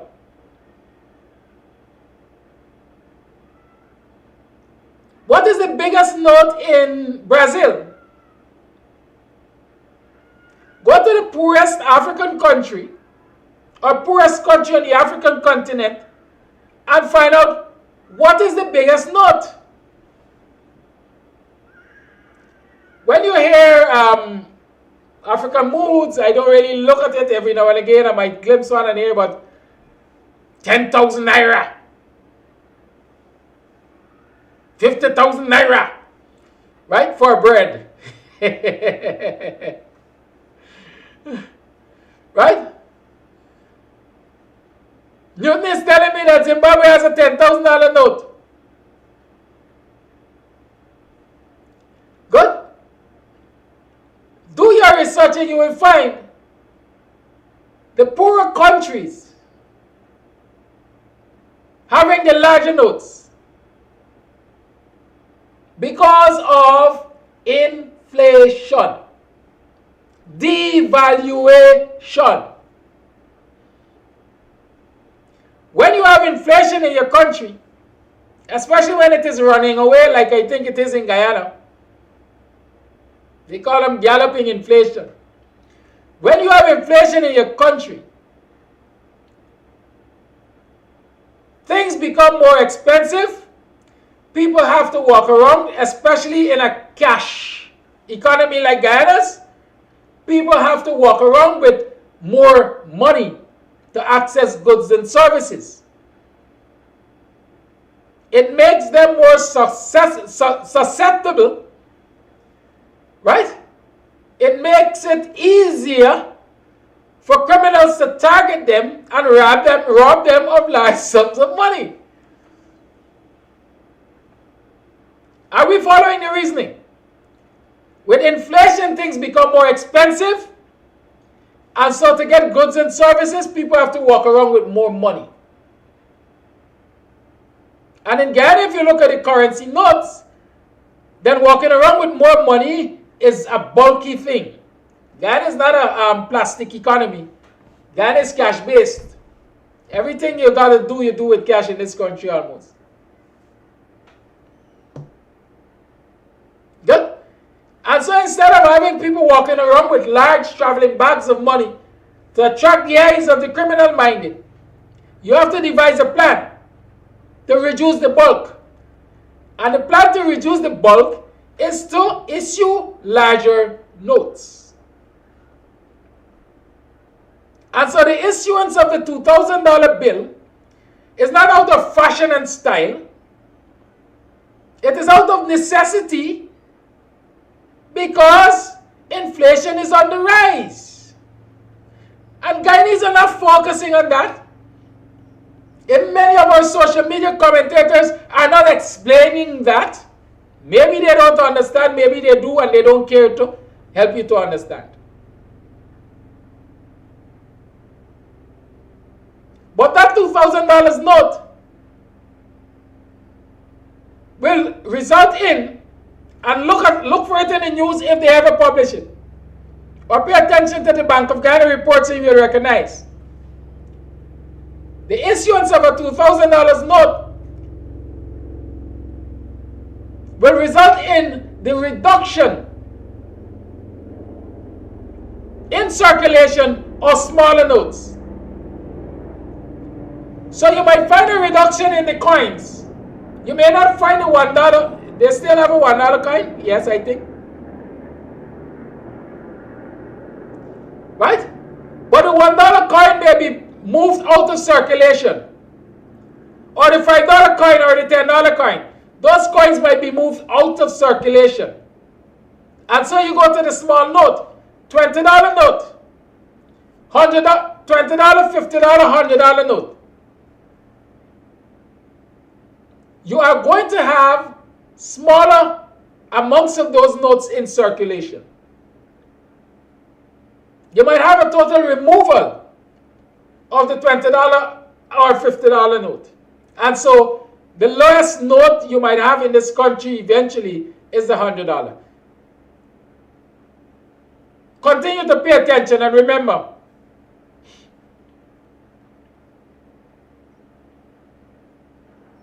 you heard it on KAMSTV, because that's what we're here for, education. The issuance of that $2,000 note, while right now the publication of the images and so on is meant for distraction from the budget.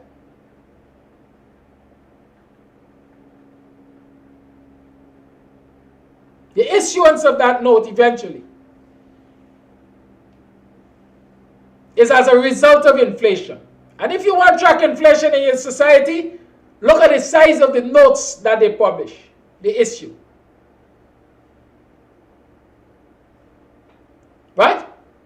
Look at the size of the notes that they issue. And that is why I ask you, check and see what is the biggest note in Venezuela. And you can check and see when it was issued.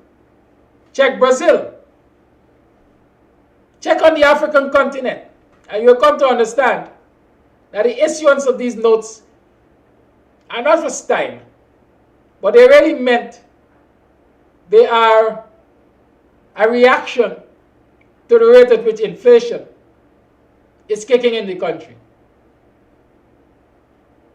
And so Guyanese must be aware that we are faced with serious inflation in this society.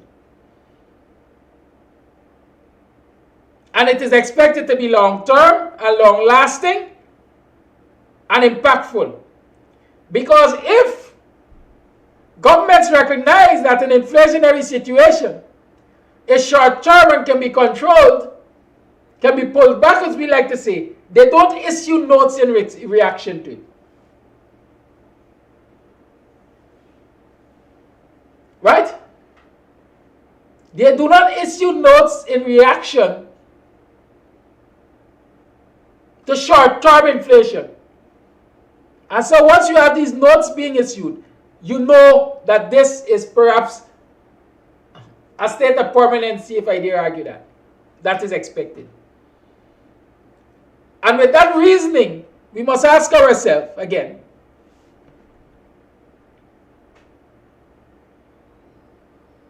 what impact does the budget have on your life?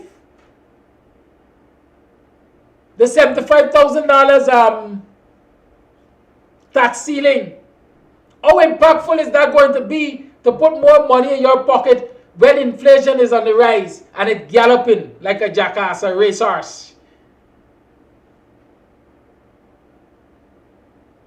Quick time, the benefits of that. Well, I don't even know if you had any benefits from it. I don't even know if you saw any benefits from it. Right? But quick time, let's assume there were benefits to be had. Quick time, the benefits of that increased tax ceiling will be reduced. It will be eliminated. It will disappear.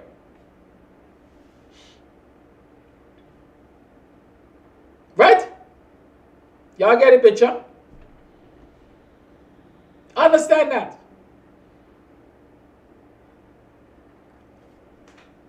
With inflation, I know you felt it already. The 7% increase that was given in December, gone through the wind already, gone through the door. As they say, you got paid by the fan. You don't feel the impact of these minuscule increases because of the rate at which inflation is increasing. That's what we have to focus on.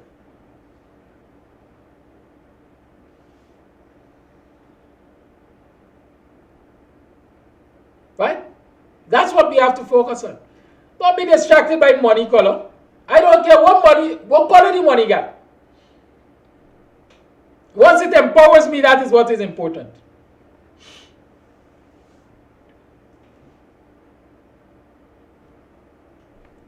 Right? It's now 11 minutes past the 8 o'clock hour. And let me tell you, it's the 31st day of July, 31st day of January in the year 2022. It's month 10. Tomorrow marks the 1st of February. Good? We got bills to pay. So up across there, put something in the cash app. Arrange to send a transfer to Guyana. Remember, I am depending on your transfers to live. Right? On a serious note, please make your contributions. There are things that I would love us to do in the new month. And one of those things, in my mind, is very important. You have children going to school hungry. As of next month, I want to start a one-day-a-week feeding program for some students in the community. Good? As of next month. And I'm starting with 1 day a week so I can get a good gauge of what it will cost. I can get a good gauge of how much human resource I might need and how much of my energy would have to go behind it and so on. Okay? 1 day a week I'm starting with in the new month. And as I get a gauge of it and whether or not I can sustain it, I will determine whether or not I expand it. Good? So let's look forward to that. And send me your contributions so that I can live. Good morning again. You're tuned to the BUXTONIAN Morning Time. There's so many things to talk about. Fire over the weekend. The Guyana National Shipping Corporation wharf went up in flames. GNSC went up in flames yesterday. I don't have all the details, but I want to tell you one thing. The conspiracy theorists can have a good field day at analyzing these fires. La Park and Bond went up in flames. They say it was in relation to the ammunition that was found in Senegal and so on. All kinds of things the conspiracy theorists are saying. Right? But GNSC went up in flames.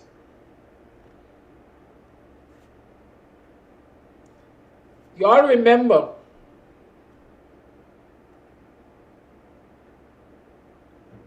that part of the systems put in place to prevent drug smuggling and contraband smuggling and sending out contraband items in containers that are loaded with wood and other things for export out of this country. It's called a scanner. Right? The container scanner. Y'all could find out for me which wharf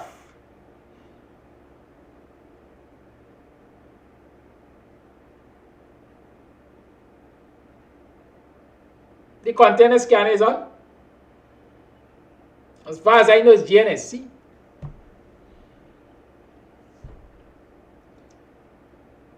Somebody got a big shipment over, and the scanner needs to be out of commission. Did anybody of any of the journalists, the reputable journalists, find out if the scanner is intact? Or if it had to go out of commission as a result of the fire? I don't know, I just wondering. Y'all check that out. Is the container scanner in good health? I understand when there was a fire at the park, and I don't know, I understand, I heard, hearsay.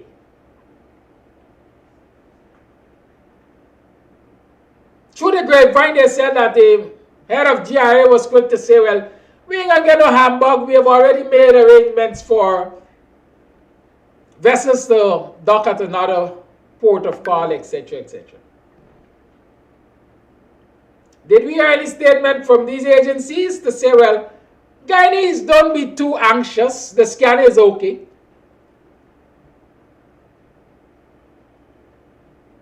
Right? I don't know. Somebody said Guyana is a fire nation and you need a firebender to stop these fires, but he has disappeared. Have a good day, y'all. 6225933 is the number to call. The line is open. Let's call and talk the thing. And remember, y'all send some money. Go to Cash App, send some money. If you're local, you can send MMG as a deposit to 6225933. Good? If you're foreign, you ain't got no excuse. They got MoneyGram, they got Western Union.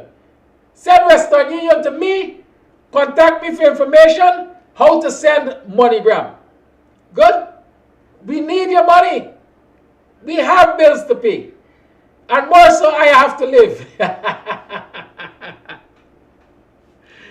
Hold on. That's a thing. What I said, thing for cry, little by laugh. Hold on. Oh, by the way, I'm sorry. Let me tell you this.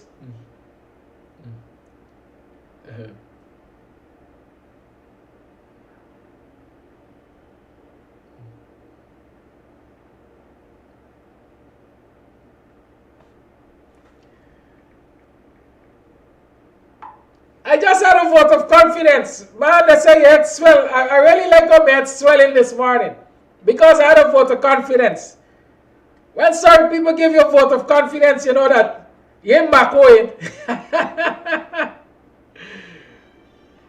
Yes, the first call is in. 6225933. You ain't monkeying yourself like some people. Let's go. 6225933 is the number to call. You're live, caller. Good morning. What about the $11 million that was allocated for the three African villages, Buxton, and I think Moko? What about that money that was used for agricultural purposes? The railroad was not supposed to be in that, be given that money. Caller, let's address time. When was that money allocated? Under the APNU government. Okay, that money was allocated under the APNU government for the RAID project, Rural Agriculture Infrastructure Development Project. Yeah, but they Okay, you asked me a question. Will you allow me to answer, please? Nobody already road was supposed to. Sir, will you allow me to answer, or you want to ask your question and answer it yourself? So the already road was not supposed to be in that project. Thank you for your call.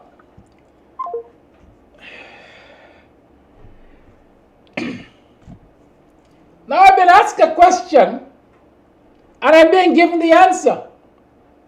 What kind of education is this, man?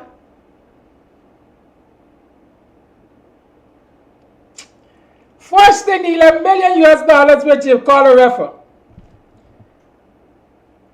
was allocated under the APNUFC for the Rural Agriculture Infrastructure Development Program, RAID program, which was intended to reinvigorate agricultural production in 4 communities. Call the line, please. Hello. Call the line, please.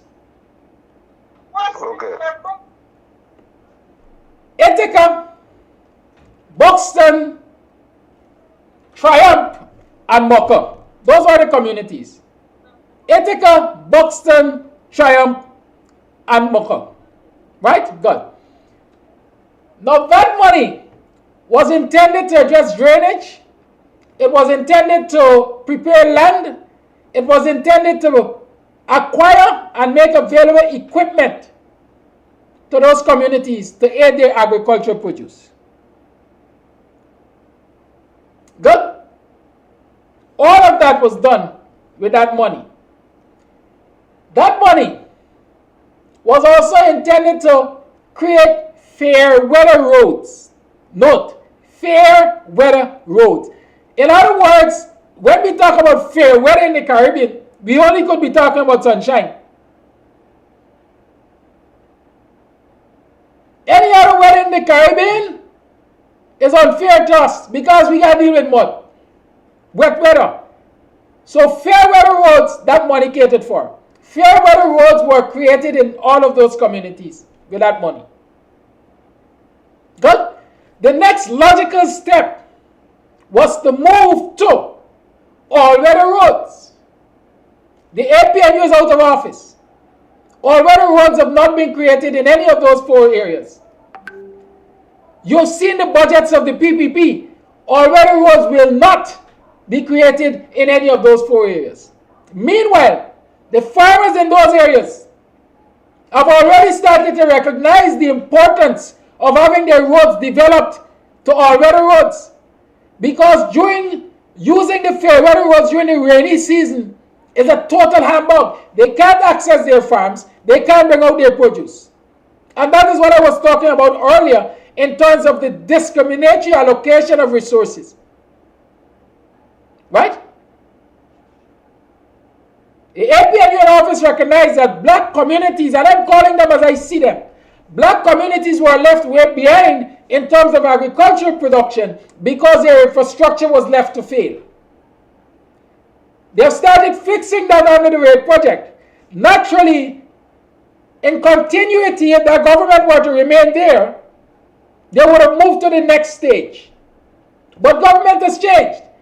And instead of bringing those 4 communities up by creating access roads to them, or weather access roads to them, this government has switched its programming to predominantly Indo-Guyanese communities to provide fair access or weather roads access to them. Maybe, I don't know, maybe, while the PPP was in government previously, it had started developing the agricultural program in those communities. And so the natural next step for them would have been to provide the farm access roads. And so that their backing office, they have done that. The question is, if that were the case, Could we have at least expect some balance? All right, we got 6 communities that need farm access roads. We got 4 Afro-Guyanese communities that need farm access roads. Let us give them 2. Or let us give them 50% each.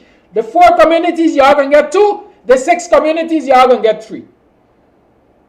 That is a government that thinks of all of its people. I'm not a government. I'm only analyzing their behavior.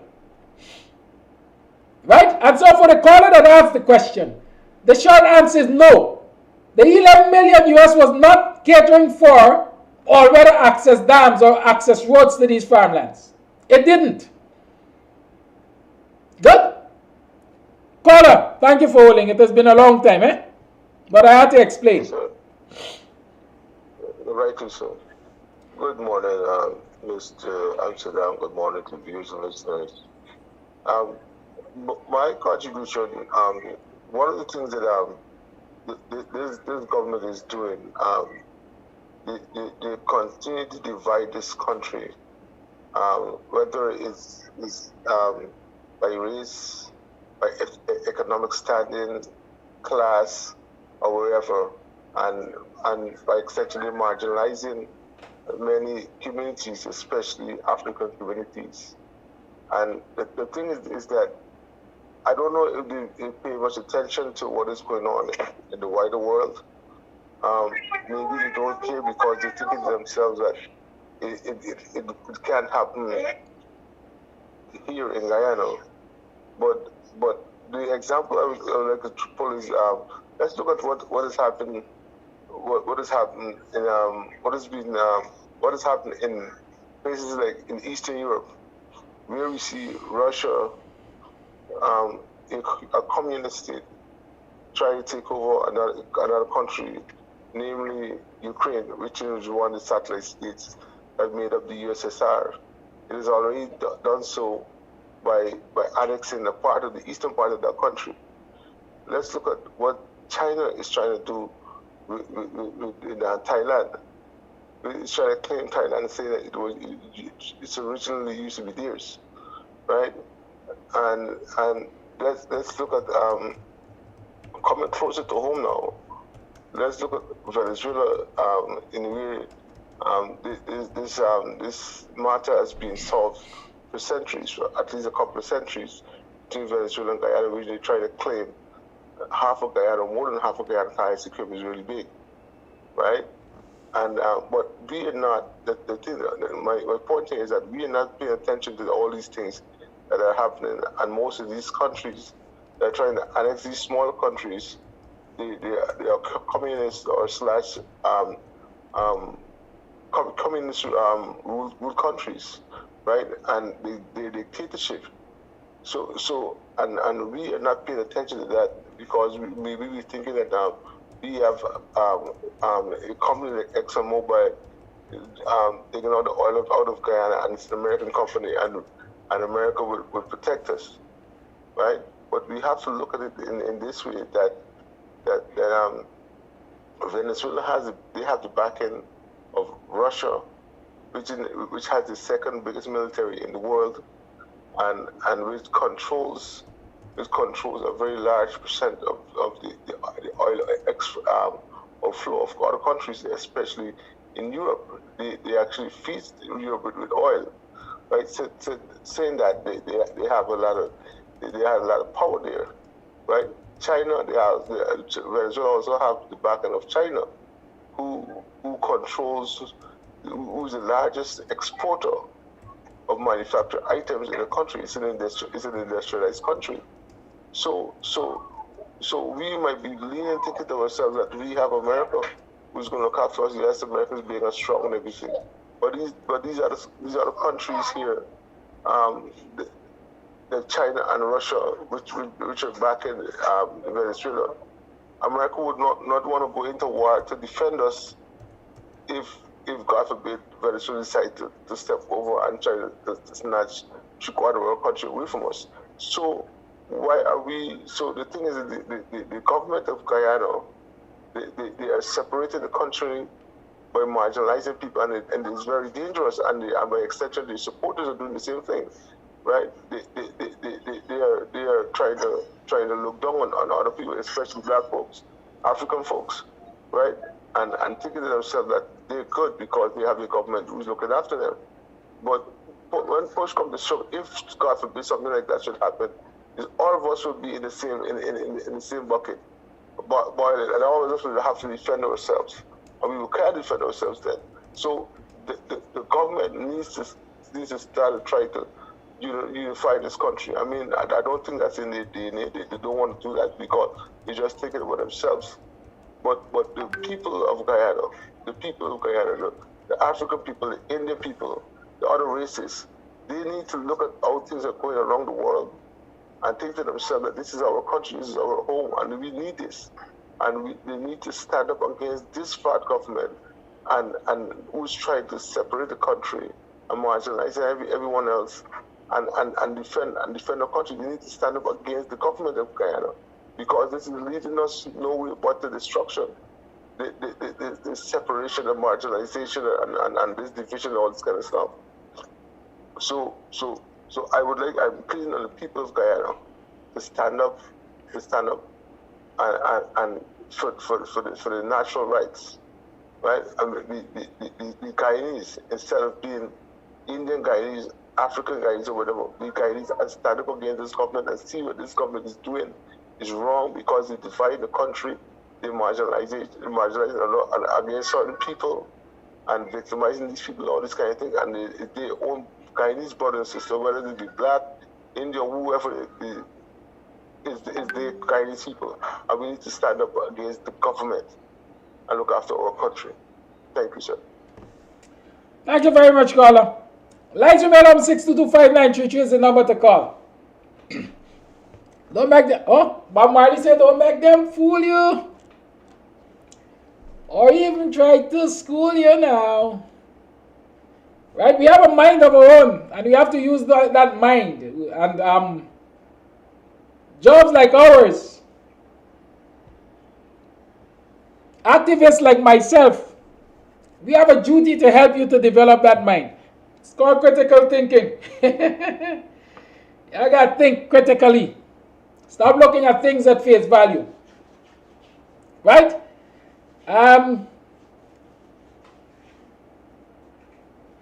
When you are alright cussing up and behaving like marrying good, it's a choice I make. But I can also do critical thinking. Alicia Motila say all we doing is talk. Well, talk has its value, you know. Why you think the fat guy addressed the nation before this nasty, dirty, stinking budget came out? Because he recognized the importance of talk. Except that he ain't talking the right talk. Call your life, good morning. Good morning, Mr. Kadaki. Good morning, everyone in the diaspora. Good morning, Guyanese. The gentleman made some very good points. And we are glad for callers like that, who could really explain. Guyanese are involved. That caller has got a very in-depth understanding, and cries out for Guyanese, And what I heard from that caller is a Guyanese who is so hurt about what's happening in Guyana. And that's the way we need to become. We need to become involved. We need to become concerned. I don't think enough of us are concerned. I think Kadaki has been saying it for a year now, but enough of us are not concerned. There's a topic I want to talk about, Mr. Kadaki. And Guyanese, I want you to hear me well. We support Aubrey Norton. Good. However, we can see that Aubrey Norton by himself cannot change the reality. Granger and Harmon for the last 22 months were unable to change the political reality in Guyana. So the opposition did not do sufficient or adequate, which brings us to reality, our realization that we the people have to act. And what we see, Mr. What we see in Guyana, people don't have to act. Now, we've been having for the last 50 years politicians who have kept Guyanese dumbed down, docile and ignorant. So what? Ignorant of how we can become involved in the governance of and we know the basics about how involved in the governance of our governance in Guyana. We have turned that over to politicians. Politicians have been having a nice party. It's time, for a long time. And they're going to fight with us too. And we know they are. Because they realize that people now saying that the politicians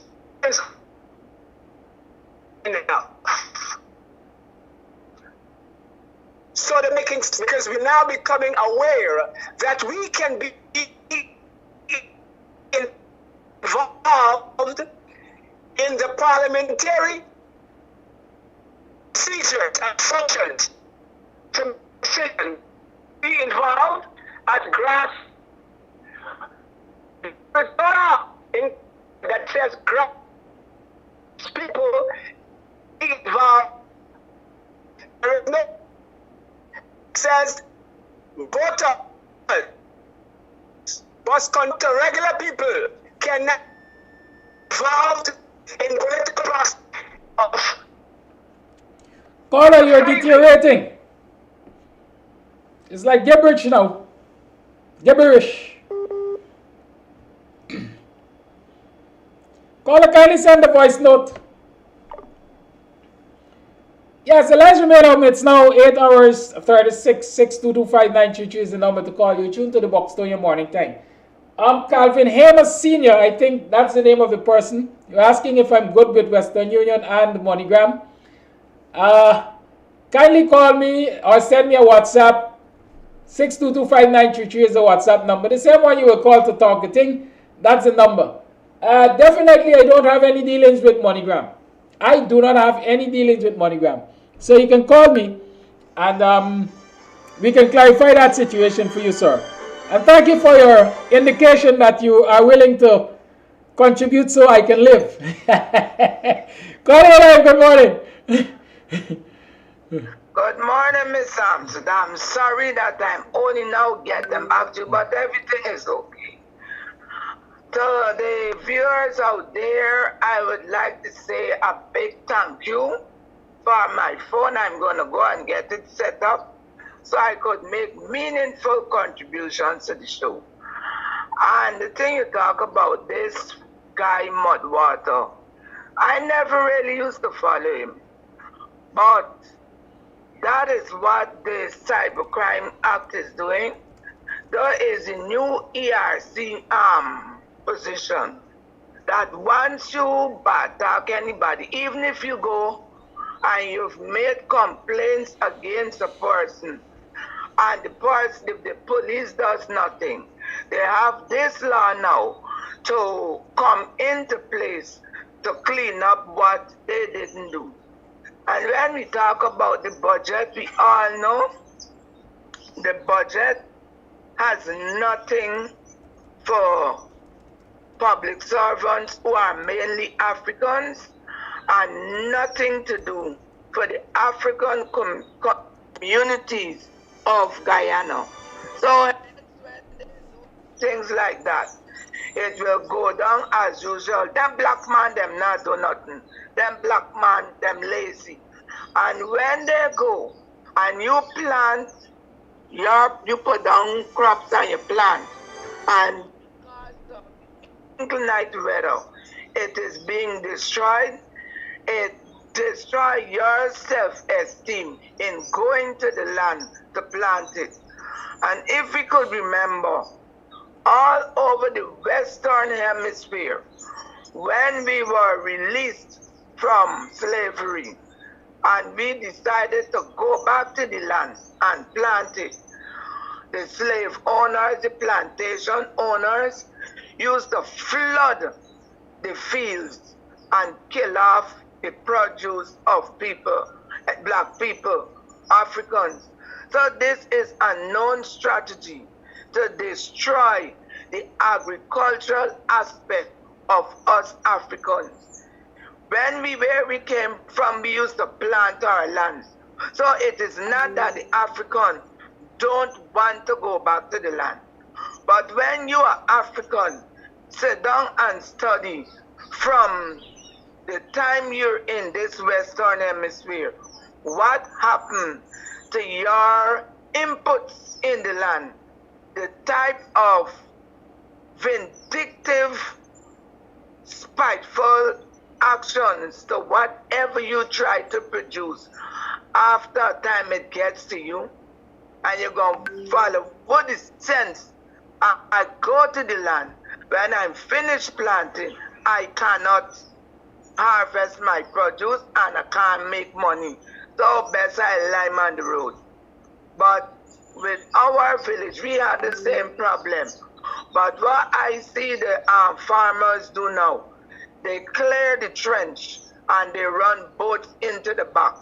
So when it's raining, even not when the weather is dry, they got a little outboard engine and the little boat, and they bring out the produce from the back.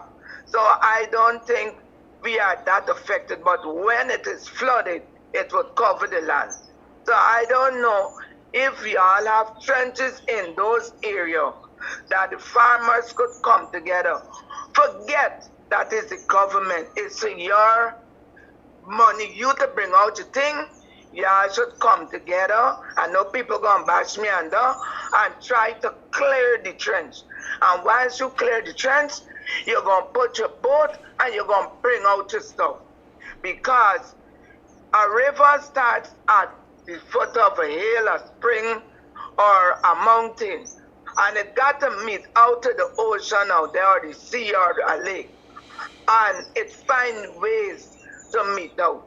And as people, if the river, the water course could do that, we as a people, we got to think out of the box to get our produce out. Because if we don't get our produce out, we can't buy what they bring. And when you go and you buy what they bring, you can't cook it. Because if you don't cook it within 2 days, you're going to get a bag of slime like I show y'all. So, true dudes got to add them out of the box and get the produce out there. And to all of you wonderful people who made certain that I got a phone, a big thank you. And I could feel the love and the outpouring from KAMSTV. Goodbye. Goodbye, Rhonda. Thank you. Thanks. Let me tell you, Rhonda's race, and I know that is why we support her when she needs that support, because she always brings a perspective. Rhonda said in our community they've cleared the trenches, and they're running boats. You know, sometimes I am really grateful for my experiences, the exposure my activism has given to me. And while I'm talking about that, let me stick a pin. Some people might say it's an inappropriate time, but it just dawned on me because what I was about to say.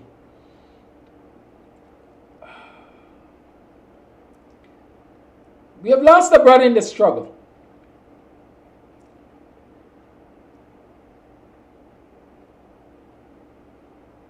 Ronald Willibus, rest in peace. We have lost Ronald Willibus. Ronald Willibus has been in the struggle with us. He was a former senior man at Gaisuku, I think. I know he served the industry.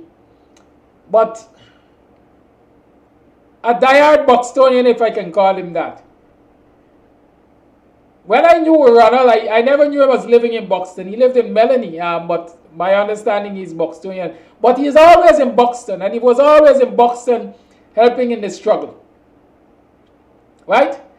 Deepest sympathies, condolences to his family.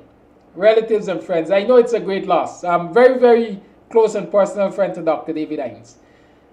There's so many things I can say about Ronald. I think we will have to do a program dedicated to his life and work. I'm very serious about that. Ronald was an executive member of the Society for African Guyanese Empowerment. And I was about to tell you about some steps taken to help farmers get their produce out. And some of the things which were done to some extent torpedo those efforts. You see, a lot of people like to talk about, and I'm talking about Ronald in the same vein in this, because he was integral in this thing which I'm talking about in terms of efforts to aid farmers. The Society for African Guyanese Empowerment, as you know, is an organization that David Hines and myself and others have started in Buxton, and we have now made it an international organization to look into things that are of importance to Afro-Guyanese. Ronald was an executive member. But just as the raid project was done under APNU, AFC, we got a particular former minister of that government to commit that in the absence of the all-weather road, other assistance was going to be provided to farmers in the interim so that they can get their produce out. Through that arrangement in the Society for African Guyanese Empowerment, we were able to get donations of 2 boats. One with engine, one without.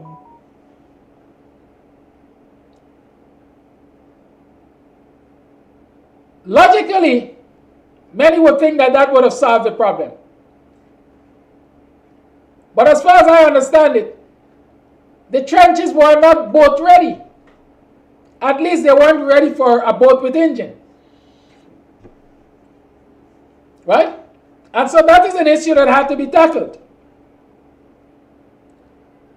Like the all-weather farm access road would have had to be tackled by the APNU once they were retained. They were booted out of government by whatever means. We are not even going to have that discussion again. But you know what the PPP Minister of Agriculture did? Zulfi or whatever they call him, you know what he did? You remember in the early days of the PPP being installed, a couple of visits were made by the Agriculture Minister to Buxton Friendship. And I'm being very specific, Buxton Friendship. Not Buxton Village, but Friendship.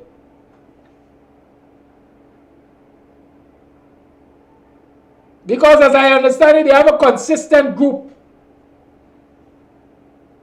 of their supporters down at the back of Friendship there, that they go to when they want to do foolishness or pull wool over the eyes of Buxtonians, or people claim that they were in Buxton. But they went to that group there, and they reached out. And they also reached out to some Buxtonians who are influential to some extent.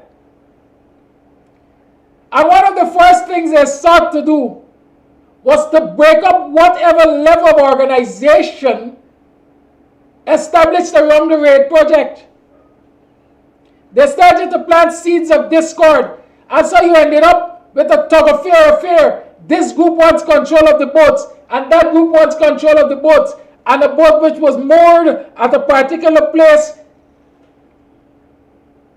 under the control of a particular person was removed without permission of the organization and stuff like that. And so they throw confusion powder among the Buxtonians, because a lot of us in Buxton are not community-minded and community-oriented. We are selfish. And we allow these people who don't have our interests at heart to come in and influence us politically because of our selfishness, and we look to see what we can gain.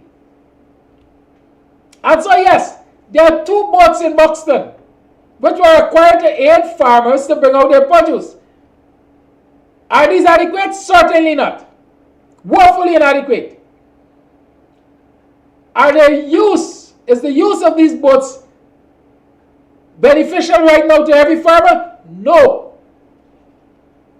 Is the trench ready and capable of accommodating both boats? No. But because division was thrown among residents of this village, I doubt whether any action is being made to move forward, to fix that situation, so the farmers can get the full benefit of the boats. And so when Rwanda said that the farmers in our community came together and cleaned the trench and so on and started running boats, that's a solution.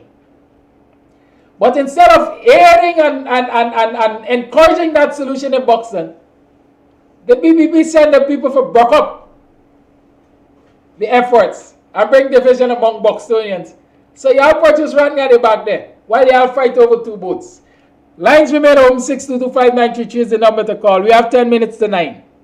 I think there's some voice notes. Who vex lose? They don't like when I talk. Me mouth in a cover. But who vex lose? I stand for Buxton and Guyanese.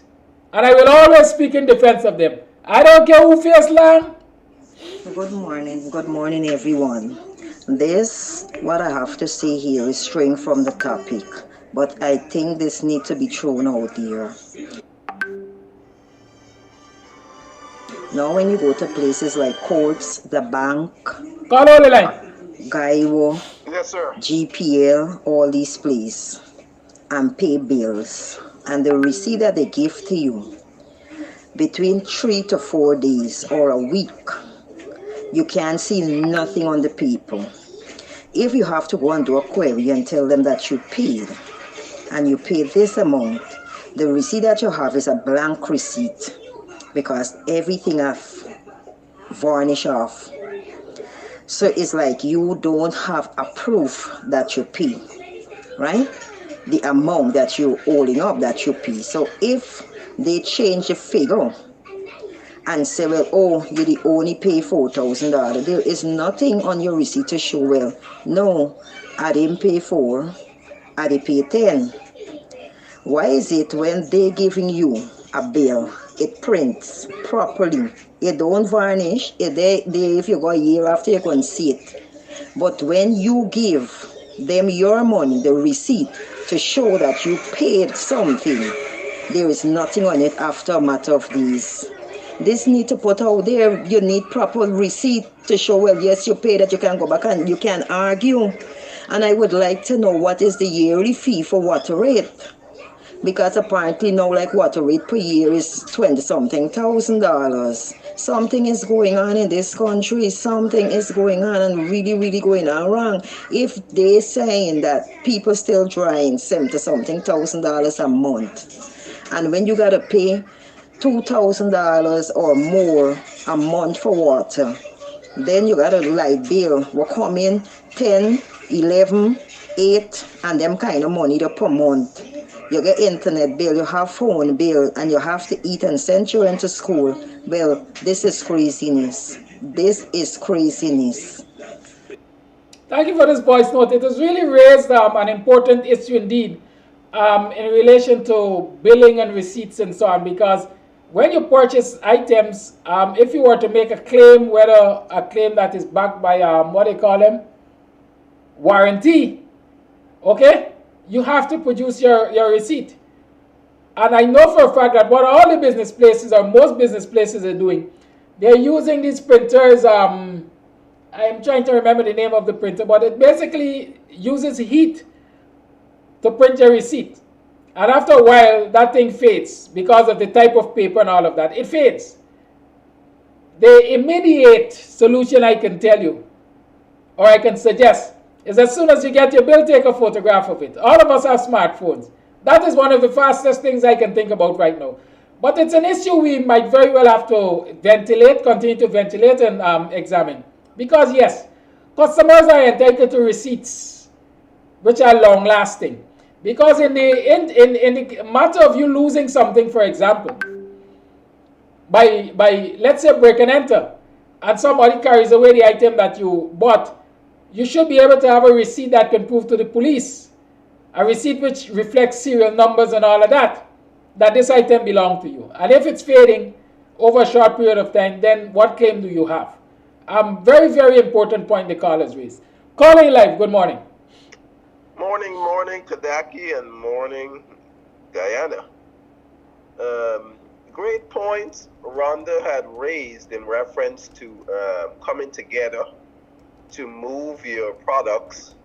But it just seems like every turn Afro-Guyanese make, there's a reaction by the racist PPP, which also says a lot about us. If we're going to take on this division, that they're able to come into our community and sow these divisions. So what does that say about us? I mean, you had rightfully said that, well, we're just thinking about ourselves, what they gonna do for me, as opposed to what we can do together. So that is telling on us that we have gotten to the point of individualism, and that's the way we'll continue to be until we get some sense. It is ridiculous what the racist Indian PPP party is able to do in and day out to Guyanese, especially Afro-Guyanese, and we just sit down and take it that that's the norm. The budget, as you were talking about, and what I think Shar Duncan at once says, a project. It's defrauding the Guyanese people, the tax base of the public servants, of the backs of Guyanese, giving Gaisuko $6 additional billion. So when we talk about the money that Gaisuko is getting, we also need to add up the amount they have gotten before. So if we're talking about 7 and 6, so they've received in a matter of possibly close to 2 years over $20 billion, and that's going directly to majority of the Indo workers. I mean, yes, you do have some Afro workers, but the majority of that is going to the Indian people.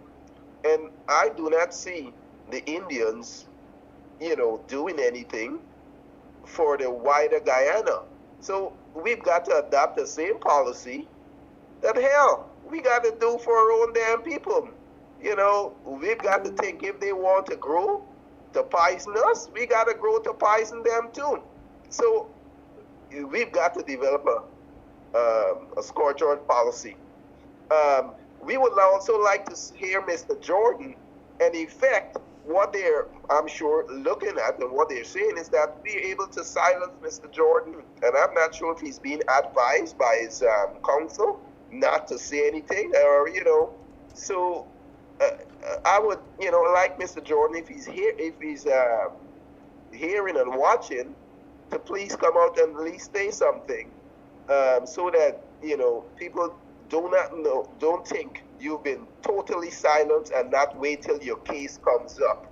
So I hope he's feeling better, but he just, I think should come out and say something to the people next, do some more explanation, or we can get someone else on the show about finance to explain to us what's actually happening. And that's my take.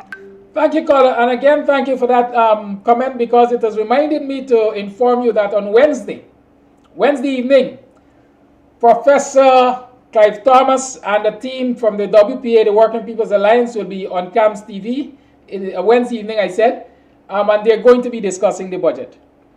Okay. Right? So thank you for that reminder, quite frankly, yes. Okay. So join us Wednesday for a budget discussion with the Working People's Alliance, Professor Clive Thomas. WPS Speaks. I think that's the name of the program. Voice note. Hi, good morning, Mr.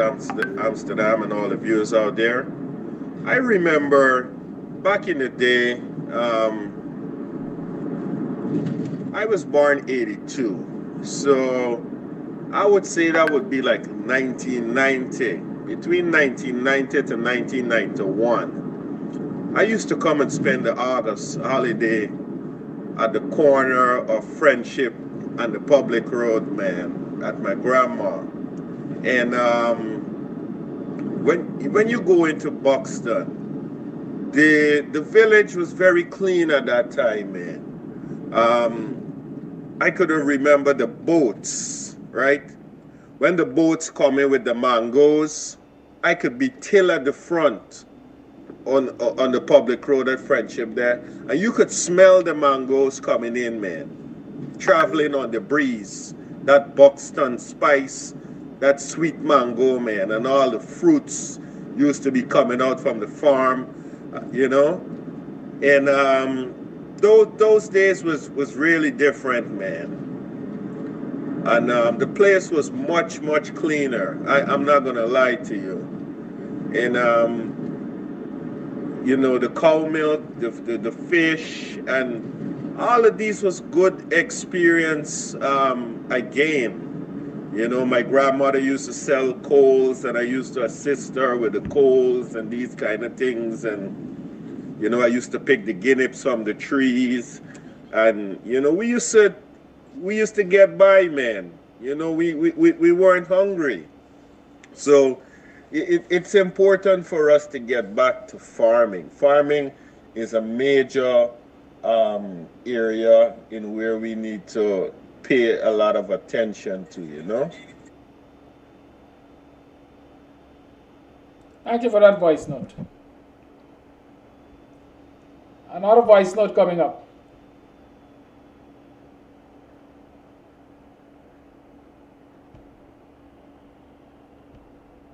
Good morning. Good morning, Guyana. How are y'all doing? And we hope that everything comes in favor, and we must pray and ask for divine intervention in all these matters that mankind have in their hands, and they think they're so powerful and they could just do us the way they want to do us. Okay, the first thing about the digging the trenches, perhaps you could ask Mrs. Ceres could come forward and help the Buxtonians to dig the trenches to bring out their produce. There's one solution. Second solution, perhaps somebody could buy a tractor and go in there and buy out all the produce and resell it back. Or they could take the produce, resell it back, and pay the people. Those are options. I mean, there's a lot of people in Ghana that you can't trust, but when you plant and you see these beautiful vegetables and fruits come to life, you need to sell them, or you need to give them away, or whatever you need to do, cook it, use it, utilize it. And in the Buxton community, and any community, once you're planting and people know that you're planting, they come for those, to buy those things. They don't have to go all the way to Georgetown or Manipur Market or Lusignan Market and stuff. You get a way to sell those things. And that's the good thing about it. We have to come up with solutions to these dire problems that we are facing. The next thing, inflation only comes when the supply is more than the demand. So I'm saying that they're having goods coming into Guyana that the consumers are not buying. And they're there and people not purchasing them because we're not used to canned food and packaged food and all those different things that they bring in. So that's the problem with Guyana. The supply is more than the demand in lots of areas, and that's why we're having an inflation. So we hope that we pray that God give us the wisdom and the understanding to find solution to these problems, and we ask our Lord to bring about better politicians that is for all the people. So on that note, I will close, and I'm grateful that Rhonda is back. Very grateful. So, okay, take care of yourself. That's all for now. Thank you for that voice note. Next voice note coming up. I don't think there's anyone on the line.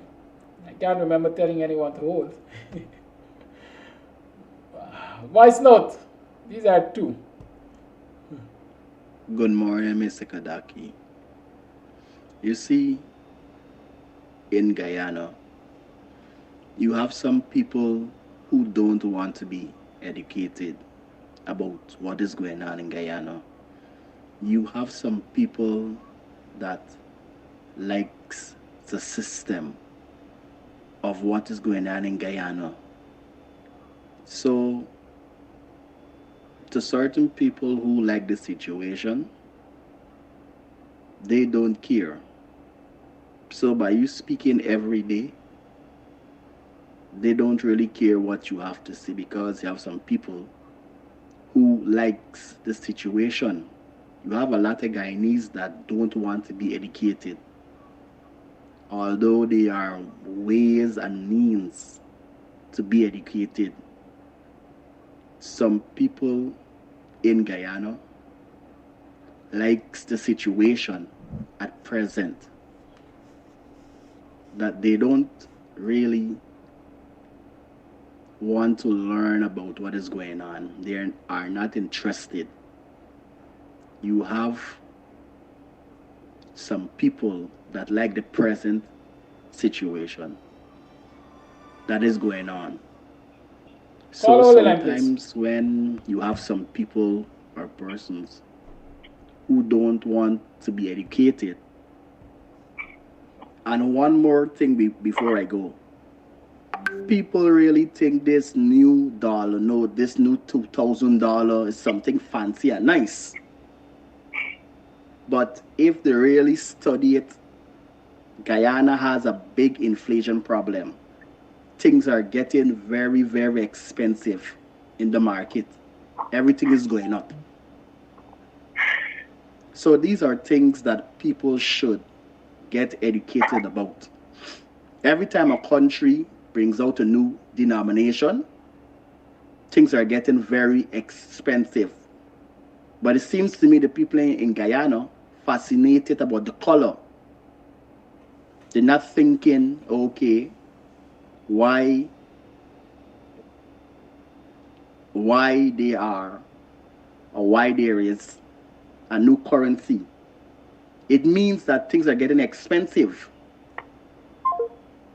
And if they don't be aware sooner or later, which I hope not, Guyana might have a $10,000 single dollar note. These are things that they should read up and be educated on. But thank you for that voice note. We have one from Coffee that's been pending a while now, eh?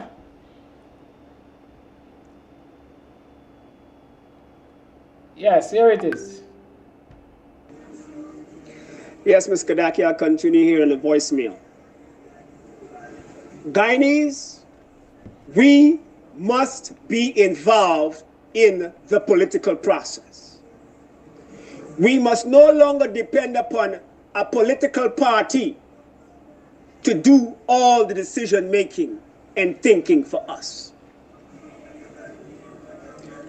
We, the citizen, the man, the woman in the street, the grassroots people, we have a voice too. But our voices have been locked out. We have been locked out of the process. We have not been included in the process. Our politicians have not been responsive to our requests and demands. Which means we, the people, as the Constitution says, must be involved into the process. What do we want?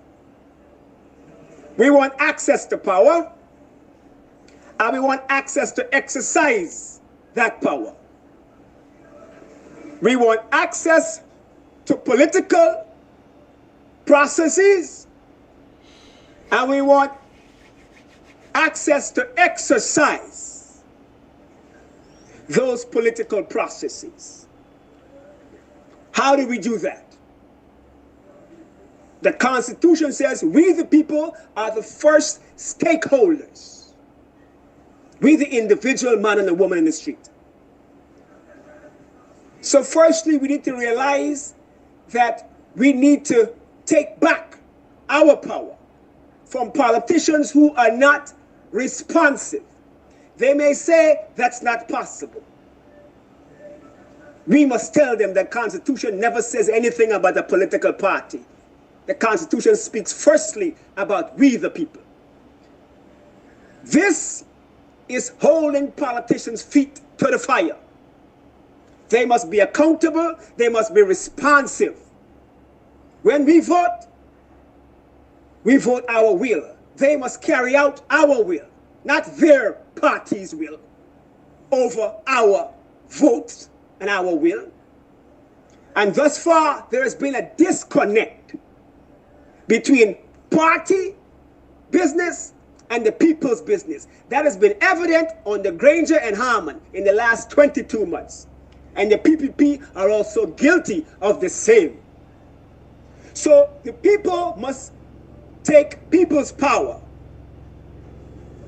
We must demand that we have a seat at the table in Parliament.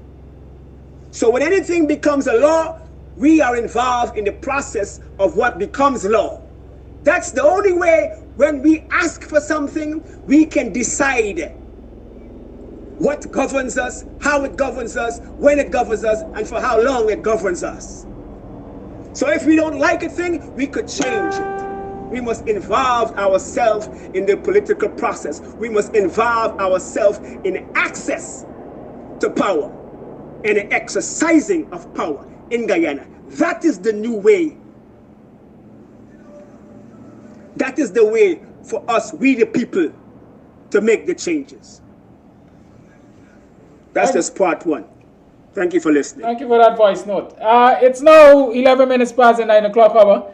There's a caller who's been trying consistently to get through, and because of the voice notes, he has had to disconnect and so on. So let me see if he's going to get through now, because I'm about to wrap up. But I will give him or her, that opportunity.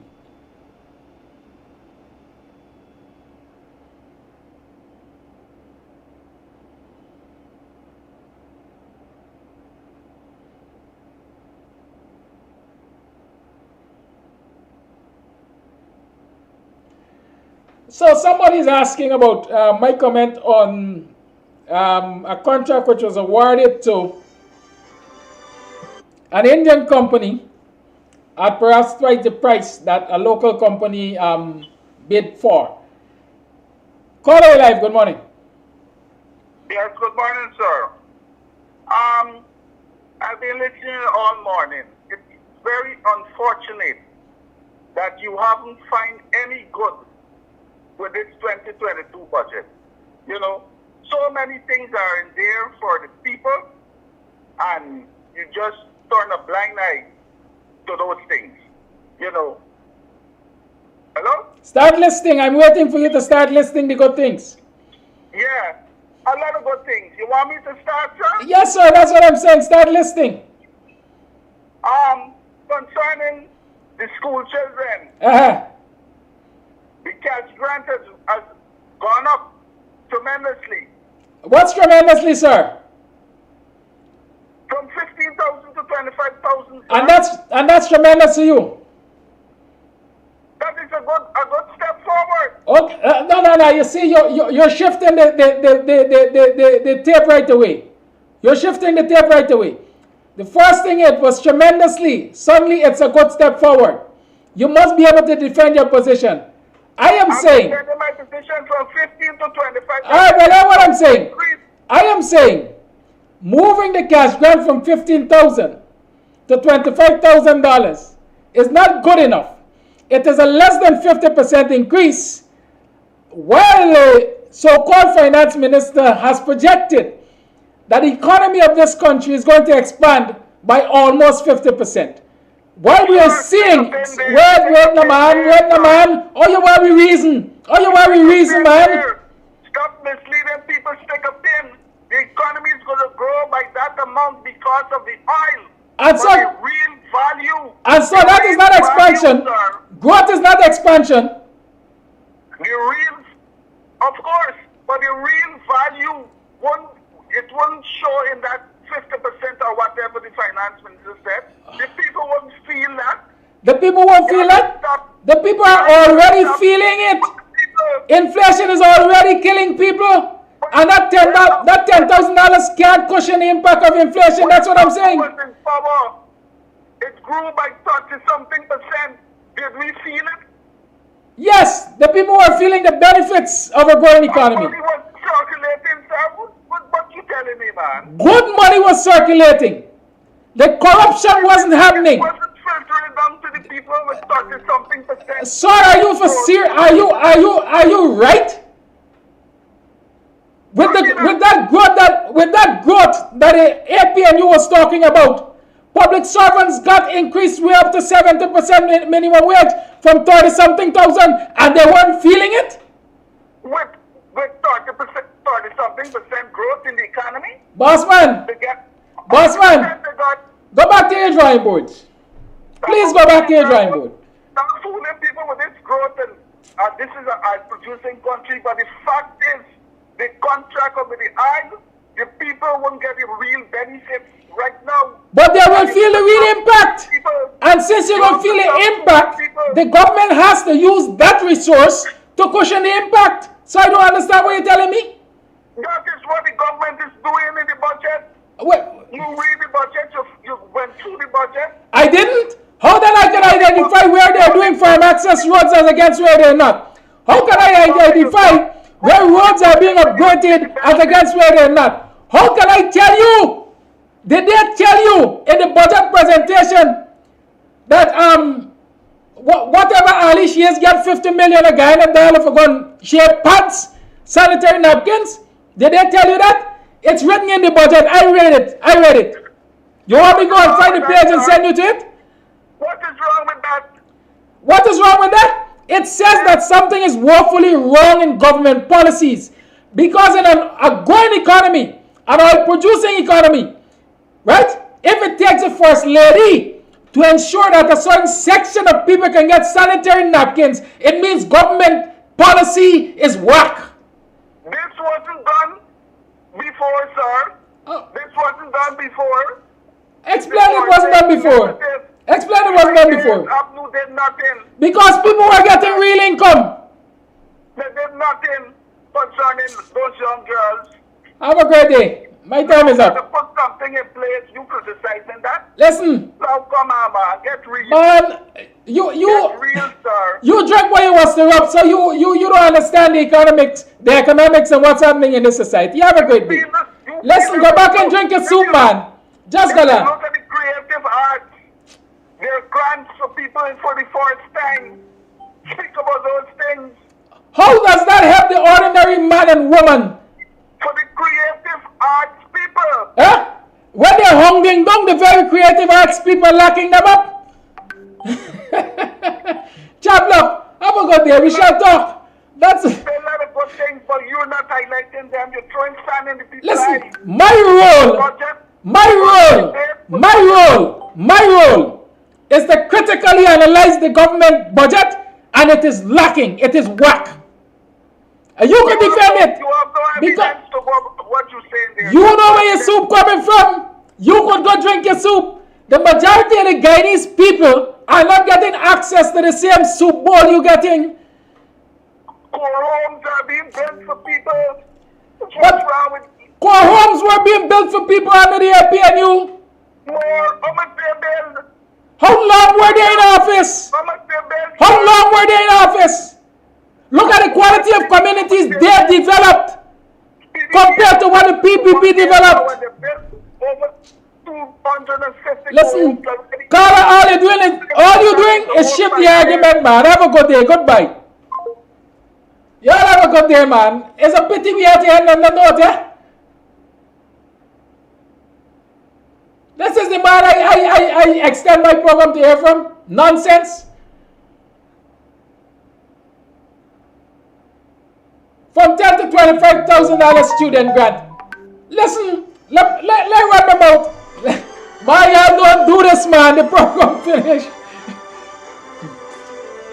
Final caller for the day. On the line.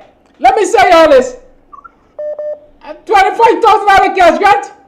Like boss. I walk into Colors the other day.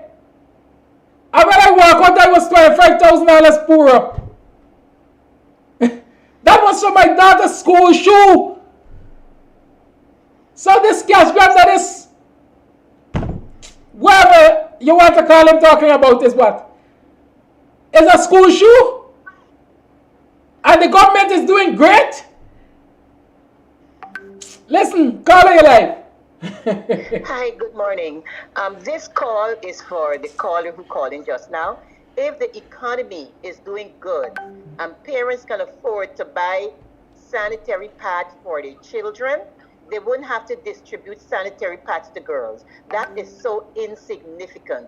And also, I would like to know, how often do they issue cash grant? Is it every week? Is it every month? That's just my question. Thank you very much, and thank you for bringing clarity to what I'm trying to tell this club.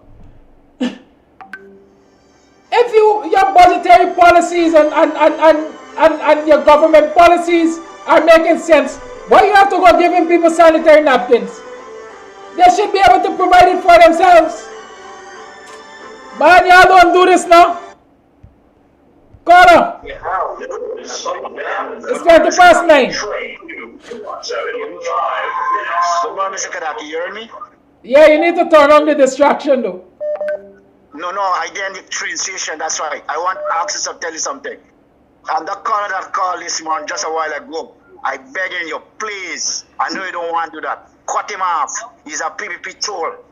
You understand me? Just that I got to say, I begging you, please block his number. Cut him off. Don't have no long talking with him. All right? Thank you, Mr. Kadaki.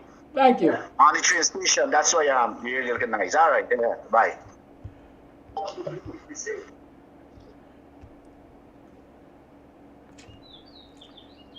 Yes, how may I help you? Hello, bless. Good morning. Good morning. Yeah, Mr. Kodaki. Am I on the air? Yes, you are. Oh, Kurt, thanks very much. Thanks very much for having me. And the era just granted me this little peace concession. You know, Mr. Kodaki, you are a blessing to this. I want you to listen clearly what I'm saying to you and I want the whole guy in this nation here. You are a blessing to this nation. Don't fall up yourself over people, you know, pretensively burying their head into the sand to try to persuade people. Because that doesn't make any sense whatsoever. All you might do is cause yourself to get a little pressure attack or something. They know that individual that just speak. He knows to himself he's pretensive. I am not a politician. I am not into politics. I'm a ordinary citizen, but the politician them affect everybody that allow you a Guyanese. And so I have to sanction. You are a blessing. Your station is a blessing to the poor and ordinary people like me and many others.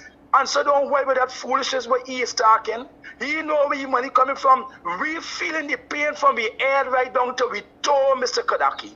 Every single ordinary body in the streets, those in Sophia, those in the ghetto, all around the place, the ordinary man, they are feeling it. It's the business sector, the private sector, they are not feeling anything. Because they are milking and breeding off the small man like me and many others like us. We are paying the agony tax. We are the one that are paying the tax and we are the one that is not getting back anything much in return. The business sectors where the government is looking after. And this is a disgrace because our nation is blessed. The amount of money we getting off of the aisle, Mr. Kodaki, it's a blessing for this nation. But we, the small people, you're not getting anything. And that's the fact of life. You are a blessing and continue to be a blessing. Continue to be a blessing. Thank you, Carl. It is 9:23 hours. Y'all got more than what you were entitled to, right? Have a great day. Just remember that we need your financial support for this program to continue. There are things we want to do in the community that needs your support also, right? And least of all, your financial, no, I ain't taking another call. I don't live off of your donations, but we need them to do what we have to do. Have a great day. Stay safe. See you tomorrow. I'll definitely see you Wednesday evening for that program with the Working People's Alliance examining the budget and so on with Professor Clive Thomas. Former Minister Winston Jordan, have a great day. Continue to rest well, sir. I know you will recuperate and you're going to come back at a bang. Don't worry there. Right? Being knocked down is not being knocked out. Have a great day. Goodbye.